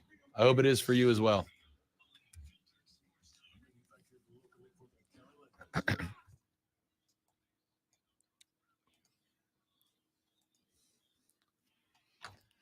So I guess the big chase the cheese wheel down the hill contest they do in England every year was this weekend. I don't know about this contest, or at least maybe I may have forgot. You've seen it. There's this very steep hill, and they take a cheese wheel and they roll it down the hill, and then dozens of people chase it down the hill, and whoever gets down there and grabs the cheese wheel wins. And it's like a big prestigious honor. But do they win the cheese wheel? And like a big cash prize. Oh, okay. There's like a prize for it. But every year, though, multiple people get thrown into the back of an ambulance and taken to the hospital because people mess themselves up. Once you lose your footing, you just tumble down this hill, and it's a steep hill. So it's not like you just like stop yourself. You just keep rolling, right? You just keep We're on talking rolling like down the Princess Bride kind of hill. hill. or- Yes. Okay. All but right. steeper all right. than that. Oh, okay. Right? In fact, I read an article. I want to say we talked about it on the air the last year, the year before, but they had a holdup last year because they could not find enough ambulances to get to the cheese wheel because they got to have like a dozen ambulances there because people hurt themselves. So one of the big talk shows just asked, how would you do in the cheese wheel chase? And my immediate answer was, I wouldn't. Like, I don't know what the prize is, but I know whatever that cash value is would be decimated by the inevitable hospital cost I would incur. I gotta say, back in my prime, which was a really long time ago, by the way, in case you didn't know, I probably would have tried it. No chance. Because crazier than what you just would believe. Just YouTube it. Yeah. YouTube Cheese Hill and watch it and tell me you would do it. Even Rob at like 23 and dumb as hell would have been like, nah, I'm good. I don't like cheese that much, bro. I can go to the grocery store and buy 1 billion cheese wheels without doing this. Welcome back. The Rob Brown Show's on your radio. It is the Rob Brown Show here on the Fan Upstate. 844-326-3663. That's the number to the Gilstrap Family Dealerships.com phone line. Text us 71307. I told you guys that I was doing an experiment today. If you flash back to last Thursday's show, in fact, I should have pulled the audio. I wish I would have. I didn't think about it, but I wish I would have pulled the audio. On Thursday, we had a texter that texted the radio broadcast and said, Rob, why is it that you're talking about everything under the sun except Clemson baseball? Oh, yeah. You expect me to even think about that guy? Yeah, but, no. It's like dismiss that one guy. Yeah. But now that I have brought it up, Lonzo, do you remember the prediction that I made on Thursday's show by chance? Because I can tell you what it was. That everyone would be talking about Clemson baseball? I don't know. No. I hear Clemson and I see orange and I just completely, it just phase out. Yeah, it's like looking at something that's not quite in focus. Disconnects. Yeah. Like a 1990s modem. All I hear is, hey, Mom, how about them Tigers? That's all I hear. It's horrible. The prediction that I made on the air was that Clemson would win the ACC tournament. That Clemson would be the best team in the ACC tournament, would bring home a title in the ACC tournament, and that when I got here on Tuesday and we got back on the air, that I'd get maybe a text about it. I might get a text about it. We had someone, I think we had someone, it might have been Steven, like right at the very beginning on the stream. If you go back to the very beginning, so I think that's one of the first things that he talked about. So I don't know if you saw it or not. So there was something. There was, so far, through 2 hours and 4 minutes of broadcasting,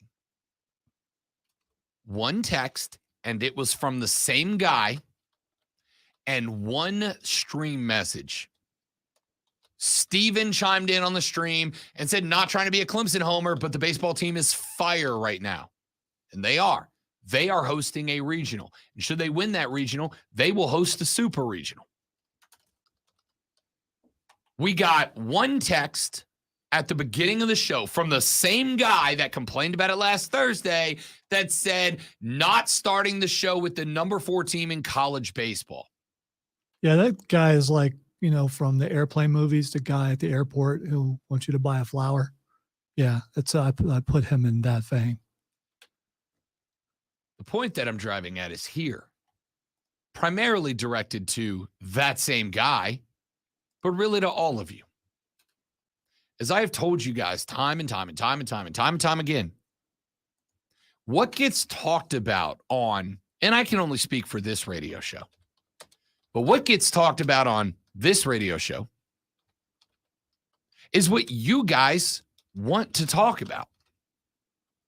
What gets talked about on this radio show is whatever you guys bring to the table. Now, as Alonzo can tell you, I got a full prep sheet I put together every day.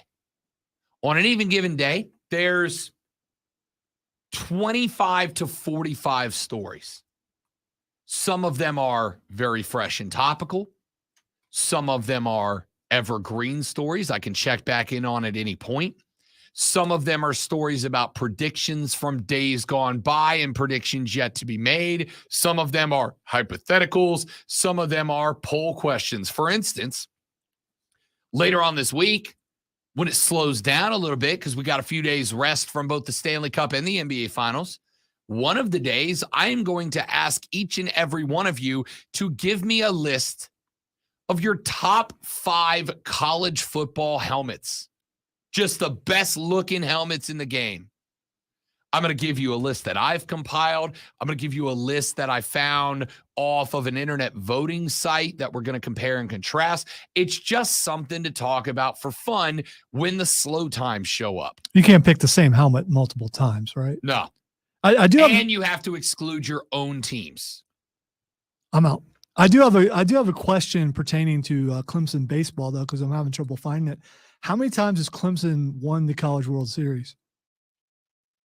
It's a wonderful question, Lonzo. Yeah, good luck finding it. So that would mean it, and maybe there was one in there that I missed. It would mean that they're really good, but they never win the College World Series. And if that's true, then why would you get hyped about it?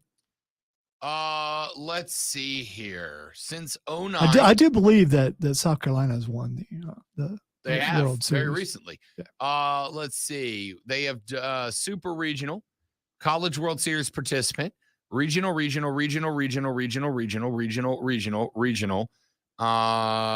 Canceled in 2020, and they have not been back since. So, wow, early on, yeah, it's fine. Although, is it early? Because it's only Tuesday. I get it's the first. Okay, fine, whatever. So anyway, why get hyped about a team that always seems to be right there but never advances? All right, we're going to come to that. And I realize that they're really good this year, but They I are bet really they've good been this year. really good in years past too and weren't able to get over that hurdle. So,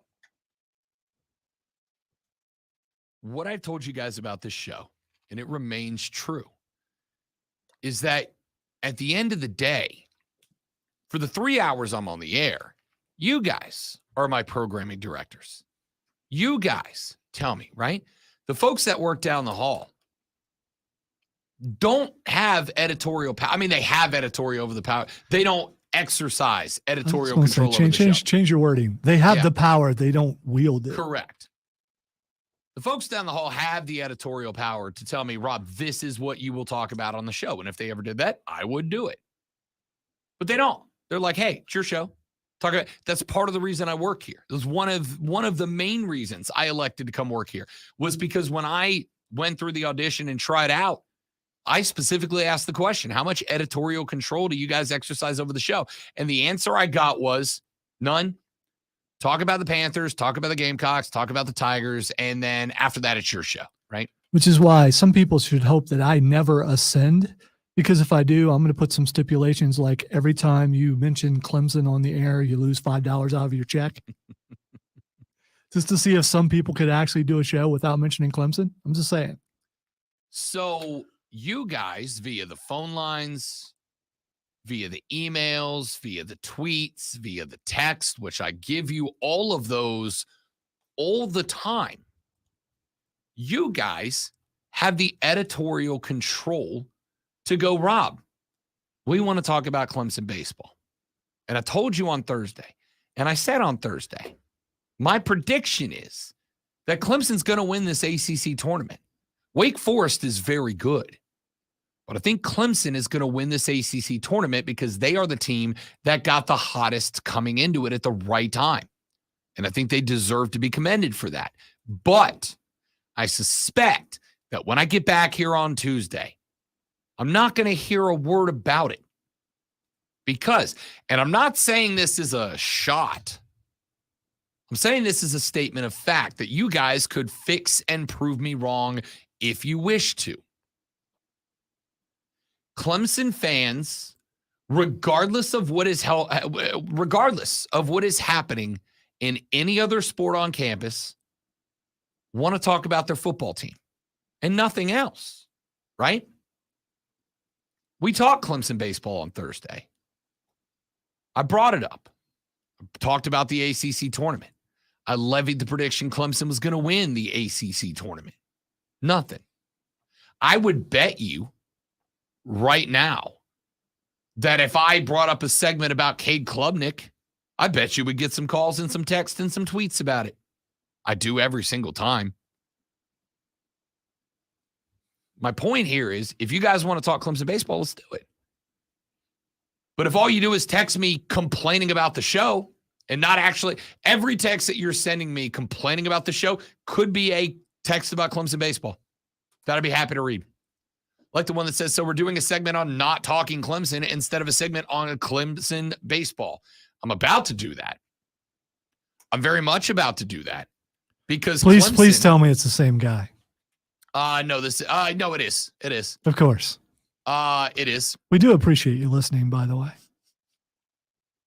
And for the record, this dude has said multiple times, and I appreciate this sincerely. I'm not even being sarcastic here. This dude has said multiple times, I'm going to complain about the show, but I'm still going to listen. I love the show. And I appreciate that. And I'm glad you're here, and I'm glad you're texting. And I'm glad you brought this up because we are going to talk about it. Clemson, 15 consecutive game winners going in to the number 4 seed Miami Hurricane game. Miami had won 13 of their last 15 in that one. Clemson, number 4, a national seed. They are a team that is going to host a regional at Doug Kinsmore. And it's a good regional, by the way, too. To the point that I almost kind of feel, as good as it is, like Clemson kind of got screwed a little bit with this regional, right? They kind of got screwed a little bit in this regional because they got not 1, but 2 conference champs coming in Charlotte and Lipscomb, and they got a damn good Tennessee team out of the SEC. And SEC, by the way, Lonzo, that is hosting 8 of the 16 regionals this year. I just want to say, if you're good enough to win it all, I don't think it matters who's there because you're going to beat them and move on to the next level. So saying that team's got it easy because they don't have to, eventually you're going to have to beat the best out there anyway to be the best. You got to beat the best. I would say not necessarily. If seeds 1, 2, 3, 4 are in a pod together and seeds 5, 6, 7, 8 are in the pod together, the winner of the 5, 6, 7, 8 pod only has to beat 1 team out of the 1, 2, 3, 4 bracket, whereas the team that comes out of the 1, 2, 3, 4 bracket has to beat 3 of the best teams in America in any given sport. Clemson appears to be really good at baseball this year. They should be able to handle anybody. They are, and they're going to win this region, right? They're going to win this regional. But the draw is a rough one. I compare that to the Columbia Regional. South Carolina gets Central Connecticut State, the Campbell Camels, and a pretty good NC State squad. Still one of the better mascots, the Campbell Camels. The Campbell Camels. Yes.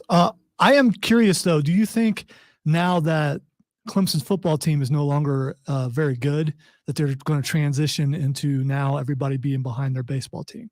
Because you got to find that other team since your football team's not that good. I don't know. That's kind of what I was talking about, right?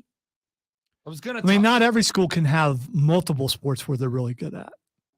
That is kind of what I was saying is Clemson fans in my brief 3 years of existence here would rather talk about the future of their football team than the current state of their baseball team. That's just what I've gotten.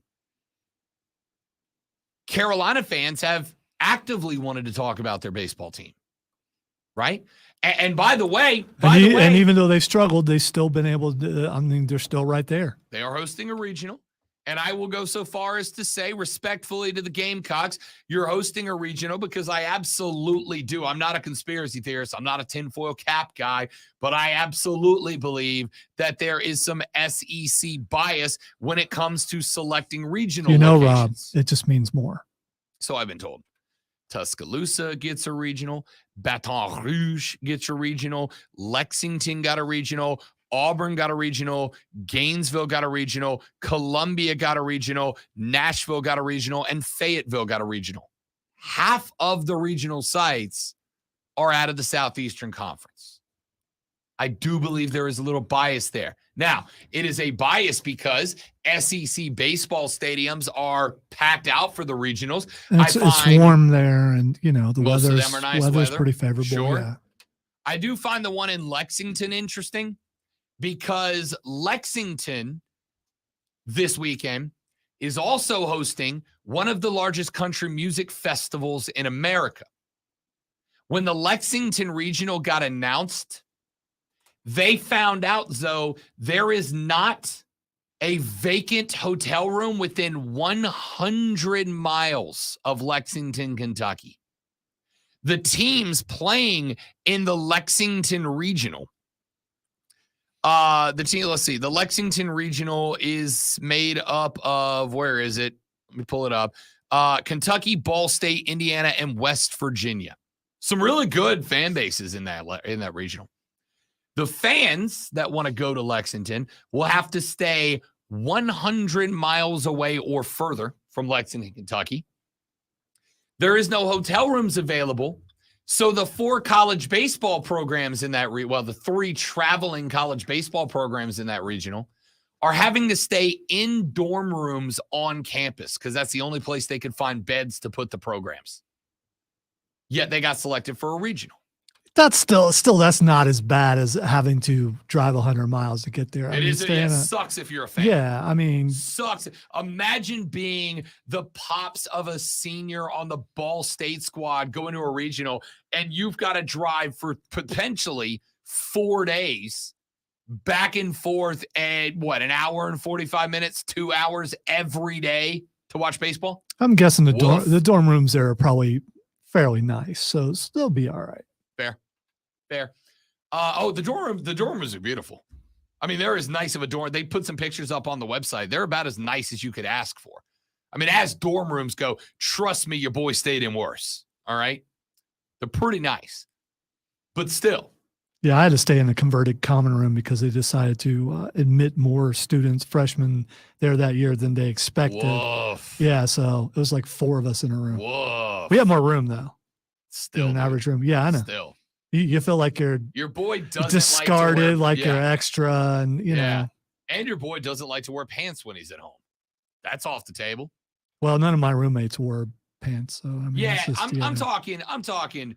Rob Brown wants to go full cheeks on the couch. All right, and I can't do that. Well, we were all football players, so we were all, Fair enough. Don't care. Yeah, looking good. That's what we did. Clemson has gotten hot, and they got hot at the right time. Mike just texted in. Mike said, Clemson is hot, but I feel like they're coming back to reality this weekend. Gamecocks, on the other hand, will come out of the slump this week. I don't really have a reason to believe, Mike, respectfully, that either of those two things are true. Roger has accused us of being Comedy Central kids story time when we talk about Clemson. No, that's me.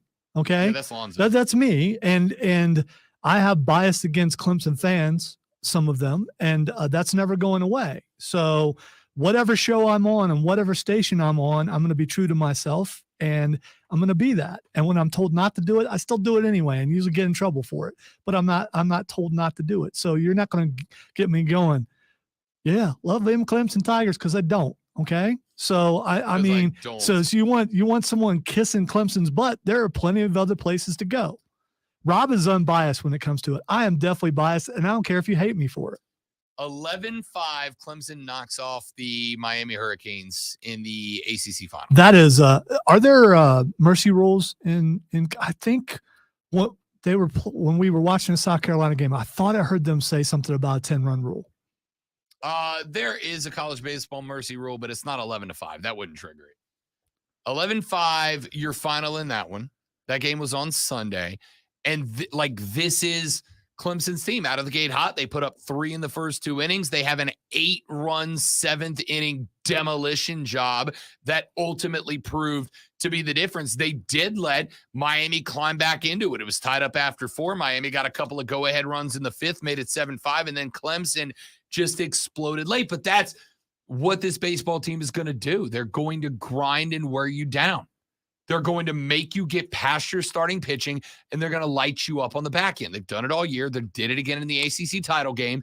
This team got hot at the right time. They win a very good Atlantic Coast Conference baseball tournament. South Carolina, on the other hand, knocked off a bad Georgia team and then got worked. Yeah, they got by LSU. They got whipped. By the way, there is a mercy rule. LSU, by the way, hosting a regional as well. There is a mercy rule in college baseball. If the team is up by 10 or more runs after 7 innings of the total 9 innings, then the mercy rule is applied. So, which did not kick in here.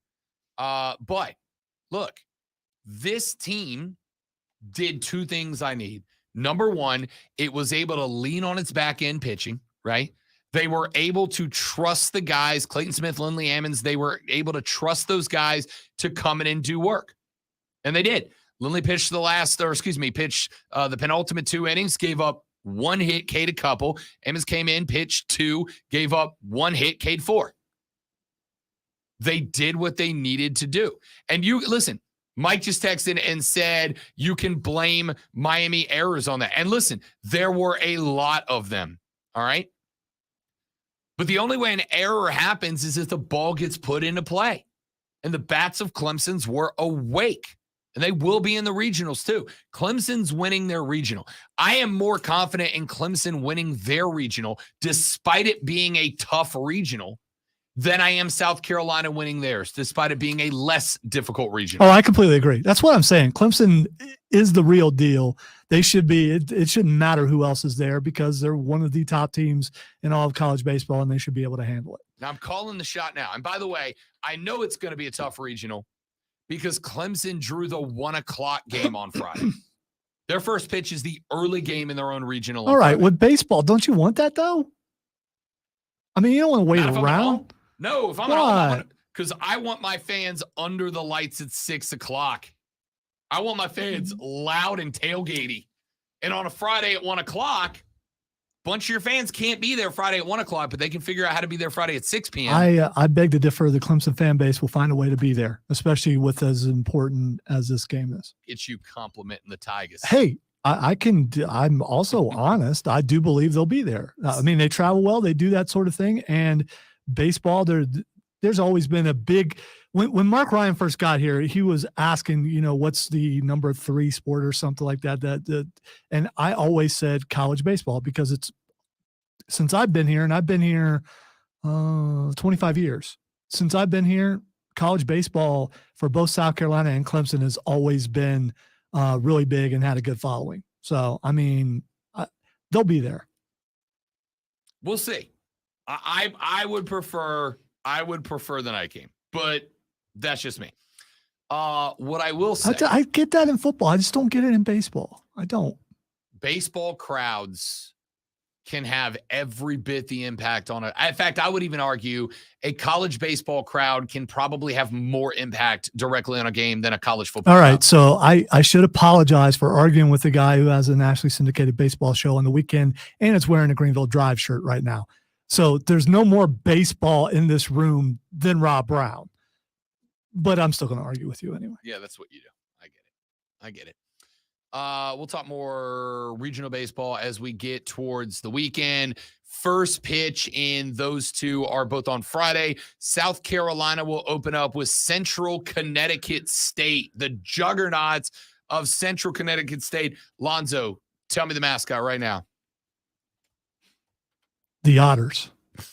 Always the Otters. I like it. The Central Connecticut State. Let me make sure I got this right. Oh, you had to look it up. So you asked me what. No idea. Yeah, okay. I had no idea. No, platypus is my go-to. Otters is never that, but I went with Otters. They are the Blue Devils. The Central Connecticut State Blue Devils will take on the Gamecocks of South Carolina in game number 2 on Friday. That one's at 7 p.m. on ESPN+. NC State and Campbell will open up the Columbia Regional Friday at 1 o'clock. Up in the Clemson Regional, the El Tigres will open up against Lipscomb at 1 p.m. on ESPN+ on Friday. And then on Friday evening, Charlotte versus Tennessee will take place at 6 p.m. on ESPNU. That's a couple of really good teams.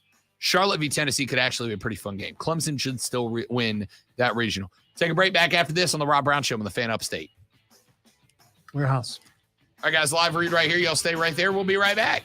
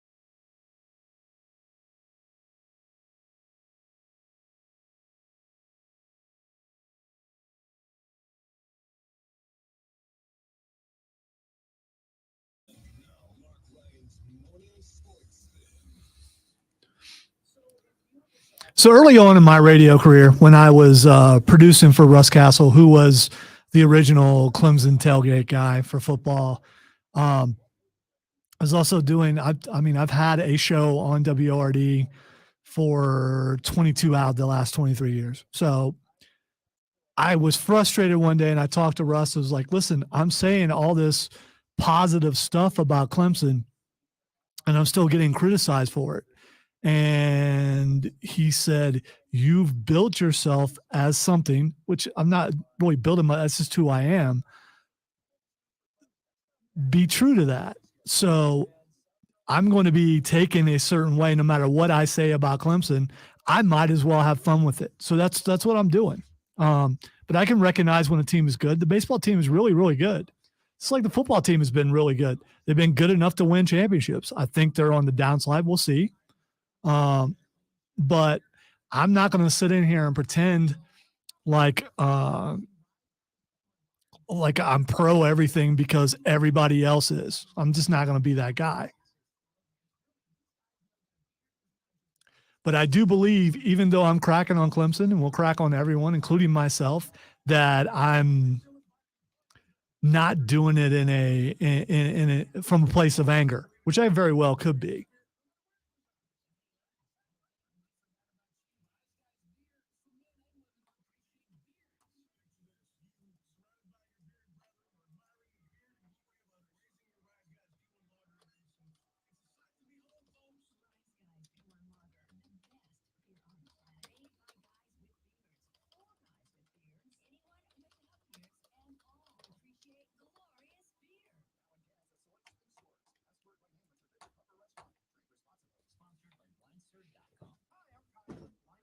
Exactly, Stephen.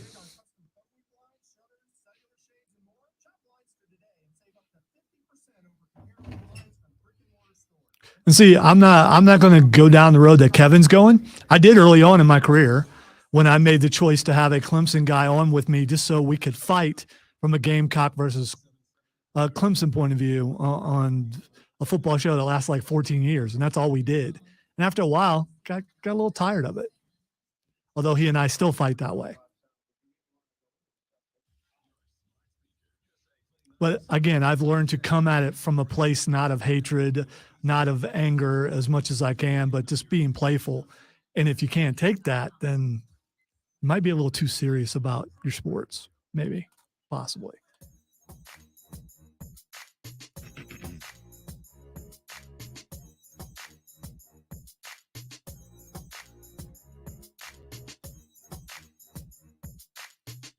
The Rob Brown Show rolls on. It is the Fan Upstate. Rob, Zoe, you, 844-326-3663. Text us 71307. I wanted to get to this last Thursday, but I ran out of time, so I will do it now. The Charlotte Hornets are an interesting club. Wait, do they still play in the NBA? Play is a loose word. They are on the court in the NBA, yes. The Charlotte Hornets have a relatively well-known owner. MJ, right? Michael Jackson? Yes. The Thriller version, though. Michael Jordan is an owner of the Charlotte Hornets. And back in March, it was reported by Adrian Wojnarowski that Jordan was engaged in serious talks to sell a majority stake in the franchise to a group led by Hornets minority owner Gabe Plotkin and Atlanta Hawks minority owner Rick Schnall. But that wasn't necessarily the plan. The plan was for him to sell it, but not to walk away from the NBA. In fact, he was going to move into a role where he was going to kind of become a de facto liaison for the NBA. He was going to work with the NBA in terms of their public relations. He was going to work with the NBA in terms of league development, et cetera, et cetera. And that is one place that I will say, I think the late Kobe Bryant exceeded Michael Jordan. Kobe did a wonderful job of being an ambassador for the NBA after he retired, as well as the WNBA and women's basketball as a whole. Anyway, according to Jonathan Givney of ESPN, Mike put up the offer and then pushed the pause button on it. Givney of ESPN said, quote, Jordan was awaiting the possibility of landing the number one pick before deciding whether to proceed with the sale. And my thought here is, when Charlotte got purchased by Michael Jordan, I thought, this is great for the Charlotte Hornets, right? This is great. You've got, whether he's the GOAT basketball player or not, the most recognizable face nationally in the history of the NBA. I don't care if you're a Kobe guy or a Braun guy or a somebody else guy, everybody knows Michael Jordan's face to this day. I think LeBron is probably more known internationally, but in this country, Michael Jordan's the most known face of basketball, in my opinion, without a doubt. But I've kind of hit this weird spot where I'm like, Mike, be in or be out, dude, right? Be in or be out. Like, if you are in to make this franchise what this franchise could be, then do it. Then do it. But if you're not, then sell the team and get the hell out so that somebody can come in and do that. If you're not going to be invested in the team like Mark Cuban is, then just get out. Go be a liaison for the NBA. Let them pay you a few $1 million a year to go do some speaking engagements, to do some stuff with young players in the league, to mentor young players, whatever it is you're going to do. But to say that you weren't going to sell the team because you were waiting to see if Victor Wembanyama was going to be a Hornet or not says to me that you're banking on players saving the team, not yourself. The Nuggets are the Nuggets because the Nuggets ownership opened up the wallet, got a GM and said, let's make this team better. They're playing in an NBA Finals. The Miami Heat are the same way. The Dallas Mavericks, the teams that are at the top right now, Genie Bus and the Lakers. I'm not saying that ownership needs to be hands-on as far as roster building and giving input to the coaching staff, et cetera. I am saying they need to be hands-on as far as actually investing in the team. And if you're in a spot where you were going, I'll sell unless I get the 7-footer who is expected to be the next generational player. If he's in, I'm in. And if he's not, I'm not. Then just sell the team and get out. The Hornets are the most frustrating team in our little coverage market, right? They are the most frustrating. They are more frustrating than Clemson basketball. They're more frustrating than South Carolina basketball. They are the most frustrating team that we cover. And you know that in the NBA, we're looking at the NBA Finals between Miami and Denver. We know that a team like Charlotte could absolutely be built to be a competitive NBA team. But the fact that Mike, as James just said, is having a career in the front office that is opposite to his playing career is wildly frustrating. He purchased a portion of the team, and it's just been mediocrity since. And that to me screams that MJ effectively bought the team as an investment. And it's his right to do that. If you've got the money, it is your right to do it. But if you are just buying it as a place to park a few $1,000,000 and hang out until you're ready to pull it out for a profit later, then just do it now and get out of the way, because you've got a team that, to me, is very close to being good and has an owner that could be using his profile to escalate that, much like Dion in Colorado. Guys aren't going to Colorado because the Colorado Buffaloes are a legacy college football program. They're going to Colorado to be around Deion Sanders. Players should be clamoring to get to Charlotte to be around and soak up the knowledge of Michael Jordan, and it's the exact opposite. Yeah, well, we don't know how hands-on he is. Quick story. So a couple of weeks ago, I was mowing my daughter's lawn. She's renting from a place close to where we live, where there have been several renters. And as I'm mowing the lawn, I ran over the remnants of a Charlotte Hornets jersey that had been caught on fire. And I laughed out loud because I couldn't believe that someone cared about Charlotte enough to burn a jersey, because that's how irrelevant they are. I mean, it's not one of those, all the star player just left or something like. Why would you waste the lighter fluid? Yeah. I seriously, I was laughing.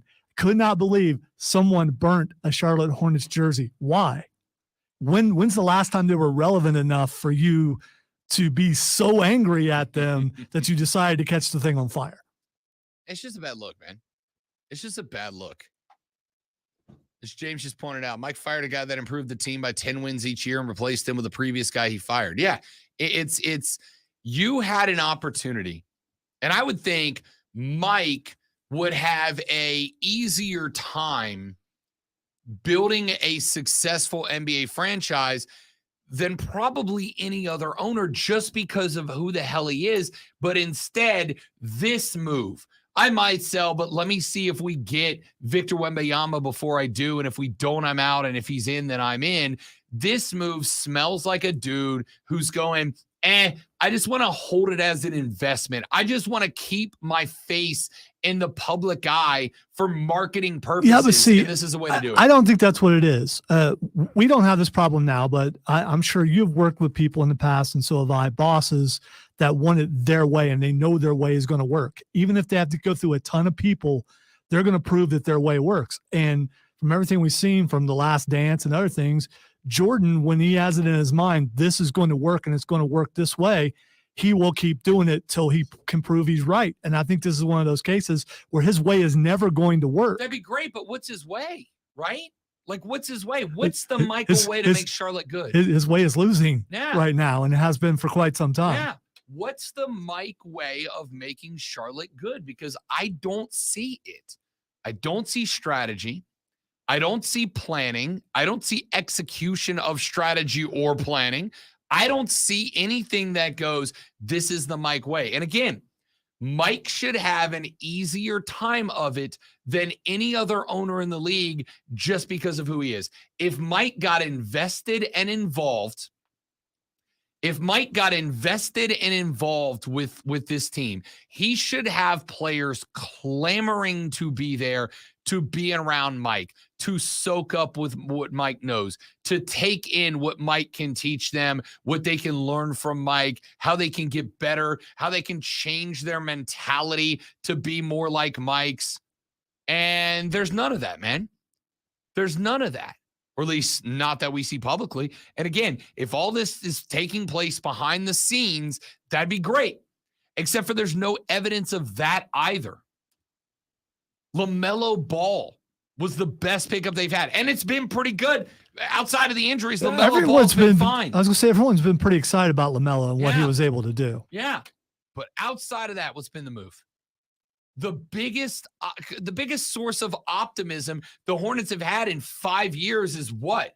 Maybe we'll win the NBA draft lottery this year. Maybe we'll get Victor Wembanyama. And oh, by the way, they didn't do that. So now what? Now they're going to end up in a spot where they've either got to draft Brandon Miller and all the packaging that he brings from Tuscaloosa, who is, by the way, not the best player in the draft. That's not Victor Wembanyama. That's going to be Scoot. Or they've got to draft Scoot, and now you got 2 point guards on the team, which could work, right? It could work. You could have a 2-man rotation between LaMelo and Scoot Henderson. That's not even the worst plan, but we don't even have that yet. There's zero communication. There doesn't appear to be zero in the way of tactics. Mike just feels like an owner who thought, I'll buy this team and this team will be good because I'm Michael Jordan. And all he's doing is making Charlotte Hornets fans miserable waiting. And now you found out that if Wembanyama, look, Victor Wembanyama might be the game-changing generational talent that so many people have said that he's going to be. He's a 7-footer with handles and a three-point shot. He might be that guy. He might be. He might be everything for San Antonio that Zion was supposed to be for New Orleans. He might be. But he's not there now. So, Mike, I know you're listening, fella. Just sell. Just get out. You could take that money and invest it anywhere else and get probably a greater return because of who you are. If any bit, hell, look at NASCAR. NASCAR has profited by having Mike have a team, right? NASCAR was able to pitch. Michael Jordan's invested with us, and people started paying attention. Now, all of a sudden, you got hip-hop artists and movie stars showing up at NASCAR races, and it is because Michael Jordan is there. You can invest that anywhere else and probably get a greater return than you're getting out of the Hornets. So sell your part of the team and get the hell out, man. If you're not in, you're out. I'm not a big ultimatum guy. It's this way or that way, and there's no in between. No, usually the world comes in shades of gray. It's not black, it's not white, it's somewhere in the middle. But dude, you're in or you're out. You're either going to be Michael Jordan and help turn this team into what we know it can be and have seen it building towards the last couple of years, or it's just a place for you to park your money. Park it somewhere else and let Hornets fans, hope. Because right now there really isn't any. Let's take a break. We'll come back. We'll wrap up this show. I'm Rob. He's Lonzo. This is the Rob Brown Show. This is the Fan Upstate.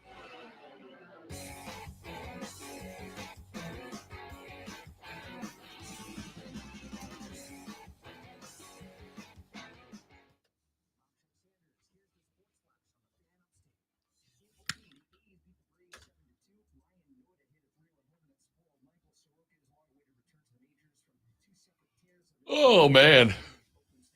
What a weekend. I am hoping this brace helps me enough that I can actually play laser tag.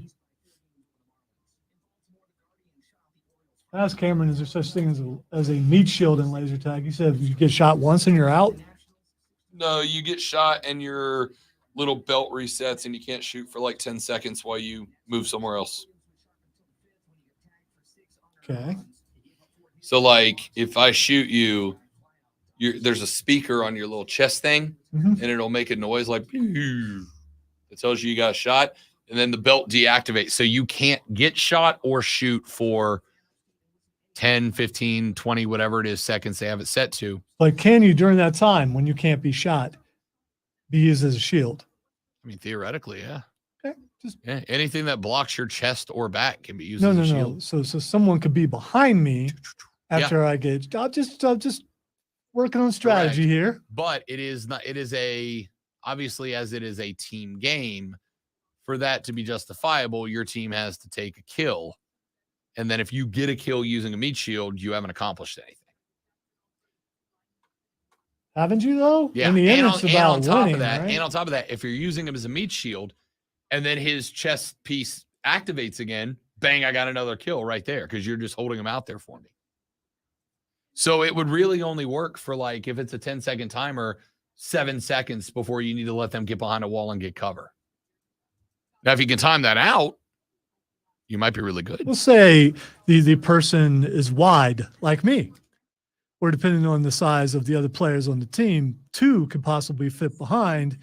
You jump out on either side, and the guy who shot me, he's out. So you're trading a kill for a kill. I get that, but it would look spectacular, I think. I'm just trying to find a way to be useful with a gimpy leg. That's all.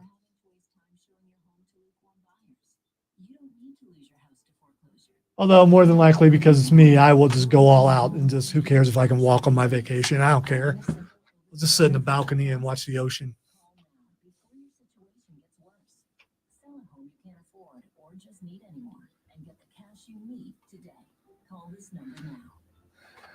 So you may end up with a different producer. I'm going to, because someone else wants to do it, and it's all, I was told they have permission. So it may not be Tim. It may end up being Brandon. I got to see what Hendrick says, which helps you out because you have someone with sports knowledge.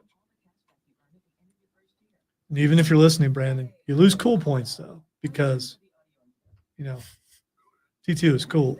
T2 is cool. You didn't even have to say anything. Did you just call Pappy a meat shield? I was talking about myself. No, in the scheme of things, if reality was a certain way, Pappy would never be the meat shield. He's much too smart for that. And as someone who has a video series called Pappy Plays, you should check it out on YouTube, where Pappy plays with Leroy. Leroy would be me, and I'm always the meat shield. I'm also always blowing stuff up when he's trying to stealth. But that's just, Leroy Jenkins. There have been many generations of Leroy, and each generation he gets a little more off.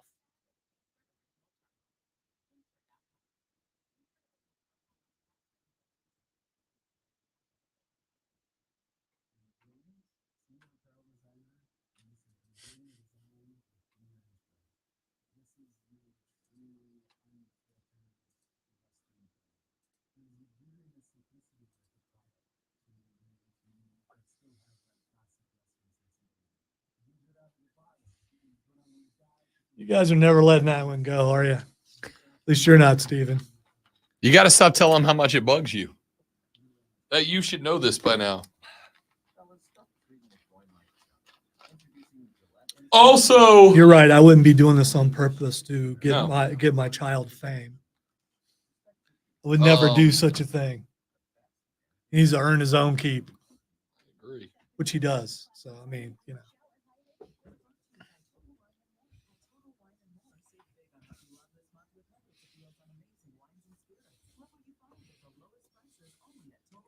No, I have no problem with coattails. Ride whatever coattails you can to get wherever you can. I mean, Oh, yeah. You don't really have a choice. It could be, Steven, because everything's a work. Everything's a work, bro.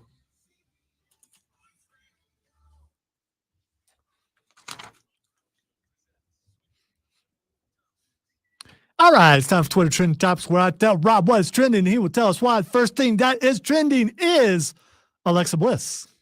So I've not watched Monday Night Raw. This is recently trending, as in like in the last 5 or 6 minutes, 10 minutes. Yeah, that window. I'm assuming Alexa Bliss is trending because I don't know. All right, she is trending. You're wondering why she's not wrestling. She's due in December. Oh, good yes. for Alexa. Yes. Good for Alexa. I would like to point out, because after you said it, I went and searched just because I was curious. And her baby announcement with her and her husband, Ryan Cabrera, who is a music artist, they put up a onesie. This won't come back to haunt her child in future life. The onesie says, "Best oops ever." As someone who was told a good portion of their life that they were an accident, I can tell you it doesn't help your self-esteem. So would you rather be an accident or an oops? They're both the same thing. Same thing. Yeah. Same thing. I think oops is nicer. Would maybe. also like to point out that Ryan Cabrera is wearing a shirt that says "We're pregnant," but mostly her. Can we stop saying we're pregnant? Yeah, because we're not. We are not pregnant. We're not. She's we're not. pregnant. You participated for a few minutes. Yeah, my wife was pregnant twice, and I was there. Been. I was there when the babies came. But the next thing that's trending is Tony Brothers. Tony Brothers is trending because I'm assuming this is why. Tony Brothers officiated the game last night. He did. The Boston Celtics are 0-11 in the playoffs in games that Tony Brothers officiates. 0-11 after last night, right? The biggest rivalry in the NBA up till now was Chris Paul versus Scott, what's his name? Foster. Because Chris Paul was something like 0-15 in playoff games that Scott was on the call. The Celtics v. Tony Brothers is quickly catching up to that. That's a ridiculous. And I don't think Tony Brothers has anything against the C's. I think it's just bad luck. But 0-11, including a couple of elimination games, is not a great look. Trey on the stream points out that Sammy and Tay announced that she's pregnant also in AEW. So yeah, but Ty. I care less about them. Yeah, same here. The next thing that's trending is Shawn Michaels. So the joke going on right now, based on a lot of stuff that's happening, is that Shawn Michaels has very clearly got a bigger hand in booking the last couple. Last night, apparently during Raw, Seth Rollins did the old HBK move. It was amazing. Out of the ring and put his arm around Rhea, who thought it was Dom, and like leaned into it and all that before recognizing it wasn't, which was an old HBK move. But apparently, I guess Pretty Deadly did it as well during the NXT show. Or maybe they did it on Raw too. I don't know. I haven't caught all the way up with my wrestling since this week. Yeah, they're on SmackDown now. SmackDown, yeah, whatever it is. The point here is HBK's got all the young cats doing a bunch of his old gimmicks from back in the day. And let me just say, I'm here for it. Yeah, I mean, what's wrong with that? It's just like remaking a song, whether you like that or not. You bring something back that worked really well earlier, so the kids of today can enjoy it. Why not? True. The last thing that's trending is Goldberg. No, I won't address it. I shan't address it. Ladies and gentlemen, that's our show. That's it for us. Thanks for hanging out on Tuesday. Hope you enjoyed it. Appreciate you coming by. We'll be back tomorrow to do it all over again, but better. My name is Rob Brown. The great one Lonzo is on the ones and twos. Have a great rest of your Tuesday. Don't drink and drive. I'll punch you in the face. See you tomorrow on the Rob Brown Show in the Fan Upstate. Later, brother.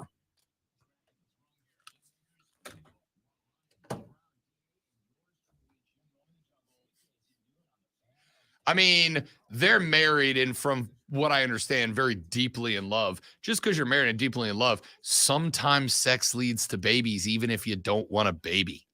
That's just kind of how that goes. But they have been married for a couple of years now, if I recall. I believe so, yeah. Scott Foster is a mega heel. Scott Foster is a mega heel, and he knows he is too. Like, I guess I appreciate that about some officials is that they lean into being a heel. Like, if you're going to be a bad ref, at least like own it, right? By the way, Carmella's also pregnant, so it's just going around. Water there at WWE, going around wrestling right now. Yeah. And if you watch the behind the scenes thing on AEW, it really makes Sammy Guevara much more human. Much more what? Much more human and less. I suspect. Yeah. Again, when he really talks about how he used to work at Subway and a Yeah. bunch of stuff like There that. So, is a big difference between I dislike your character, I dislike you as a person, and I don't care about your character. You're in trouble when I don't care about your character. If I hate your character, you're a good wrestler. If I dislike you as a person, you can still be a good wrestler that I enjoy your work, if not you. But if I don't care about you, that's a problem. And I have said, in fact, I've told Lonzo this, I do think AEW kind of booked themselves into a little bit of trouble because from what I could tell, nobody really cared about the 4 pillars match, right? This was supposed to be a highlight match. This is your biggest belt being on the line with your biggest heel defending it in a 4-way match that nobody seemed to care about. well, That's when you're in trouble. They put that in the main event, right? Or did they? Or was the BCC versus the Elite the main event? I don't know. I haven't watched it yet. That should be should have been the main event. This may shock you, Kev. This may shock you. Some people don't want kids. Some people have no interest in having kids. I'm one of them. A kid, respectfully, I understand the premise that children are amazing. I don't want one. A kid now would not be a blessing for me. It's not something I want. Which is why I take all necessary precautions to prevent it from happening. Some people don't want kids, and that's okay. It's okay to feel differently about things in life. Why is Goldberg trending? I can't find it. Because, Skrilla, the rumor is that Tony Khan is pushing for a Goldberg appearance in AEW. And Yeah, you brought weekend, Sabu in. I mean, why not? Yeah. I mean, and the other day he got asked about the possibility of Goldberg making an AEW appearance. And he said, Bill and I, he calls him Bill, which that's how you know they're buddies. He said, Bill and I have a very good working relationship or something to that working effect. relationship. Right. It was enough to have people be like, no. Or at least made me go like that. Shane said, haven't you been paying attention to Rob's anti-kid gimmick? You can confirm with people in my life. It's not a gimmick. Gimmicks are something that you do on the air that don't match up with your real life for the sake By the of way, attention. off the air, he does the same thing. It's not It's not a gimmick. It's my life.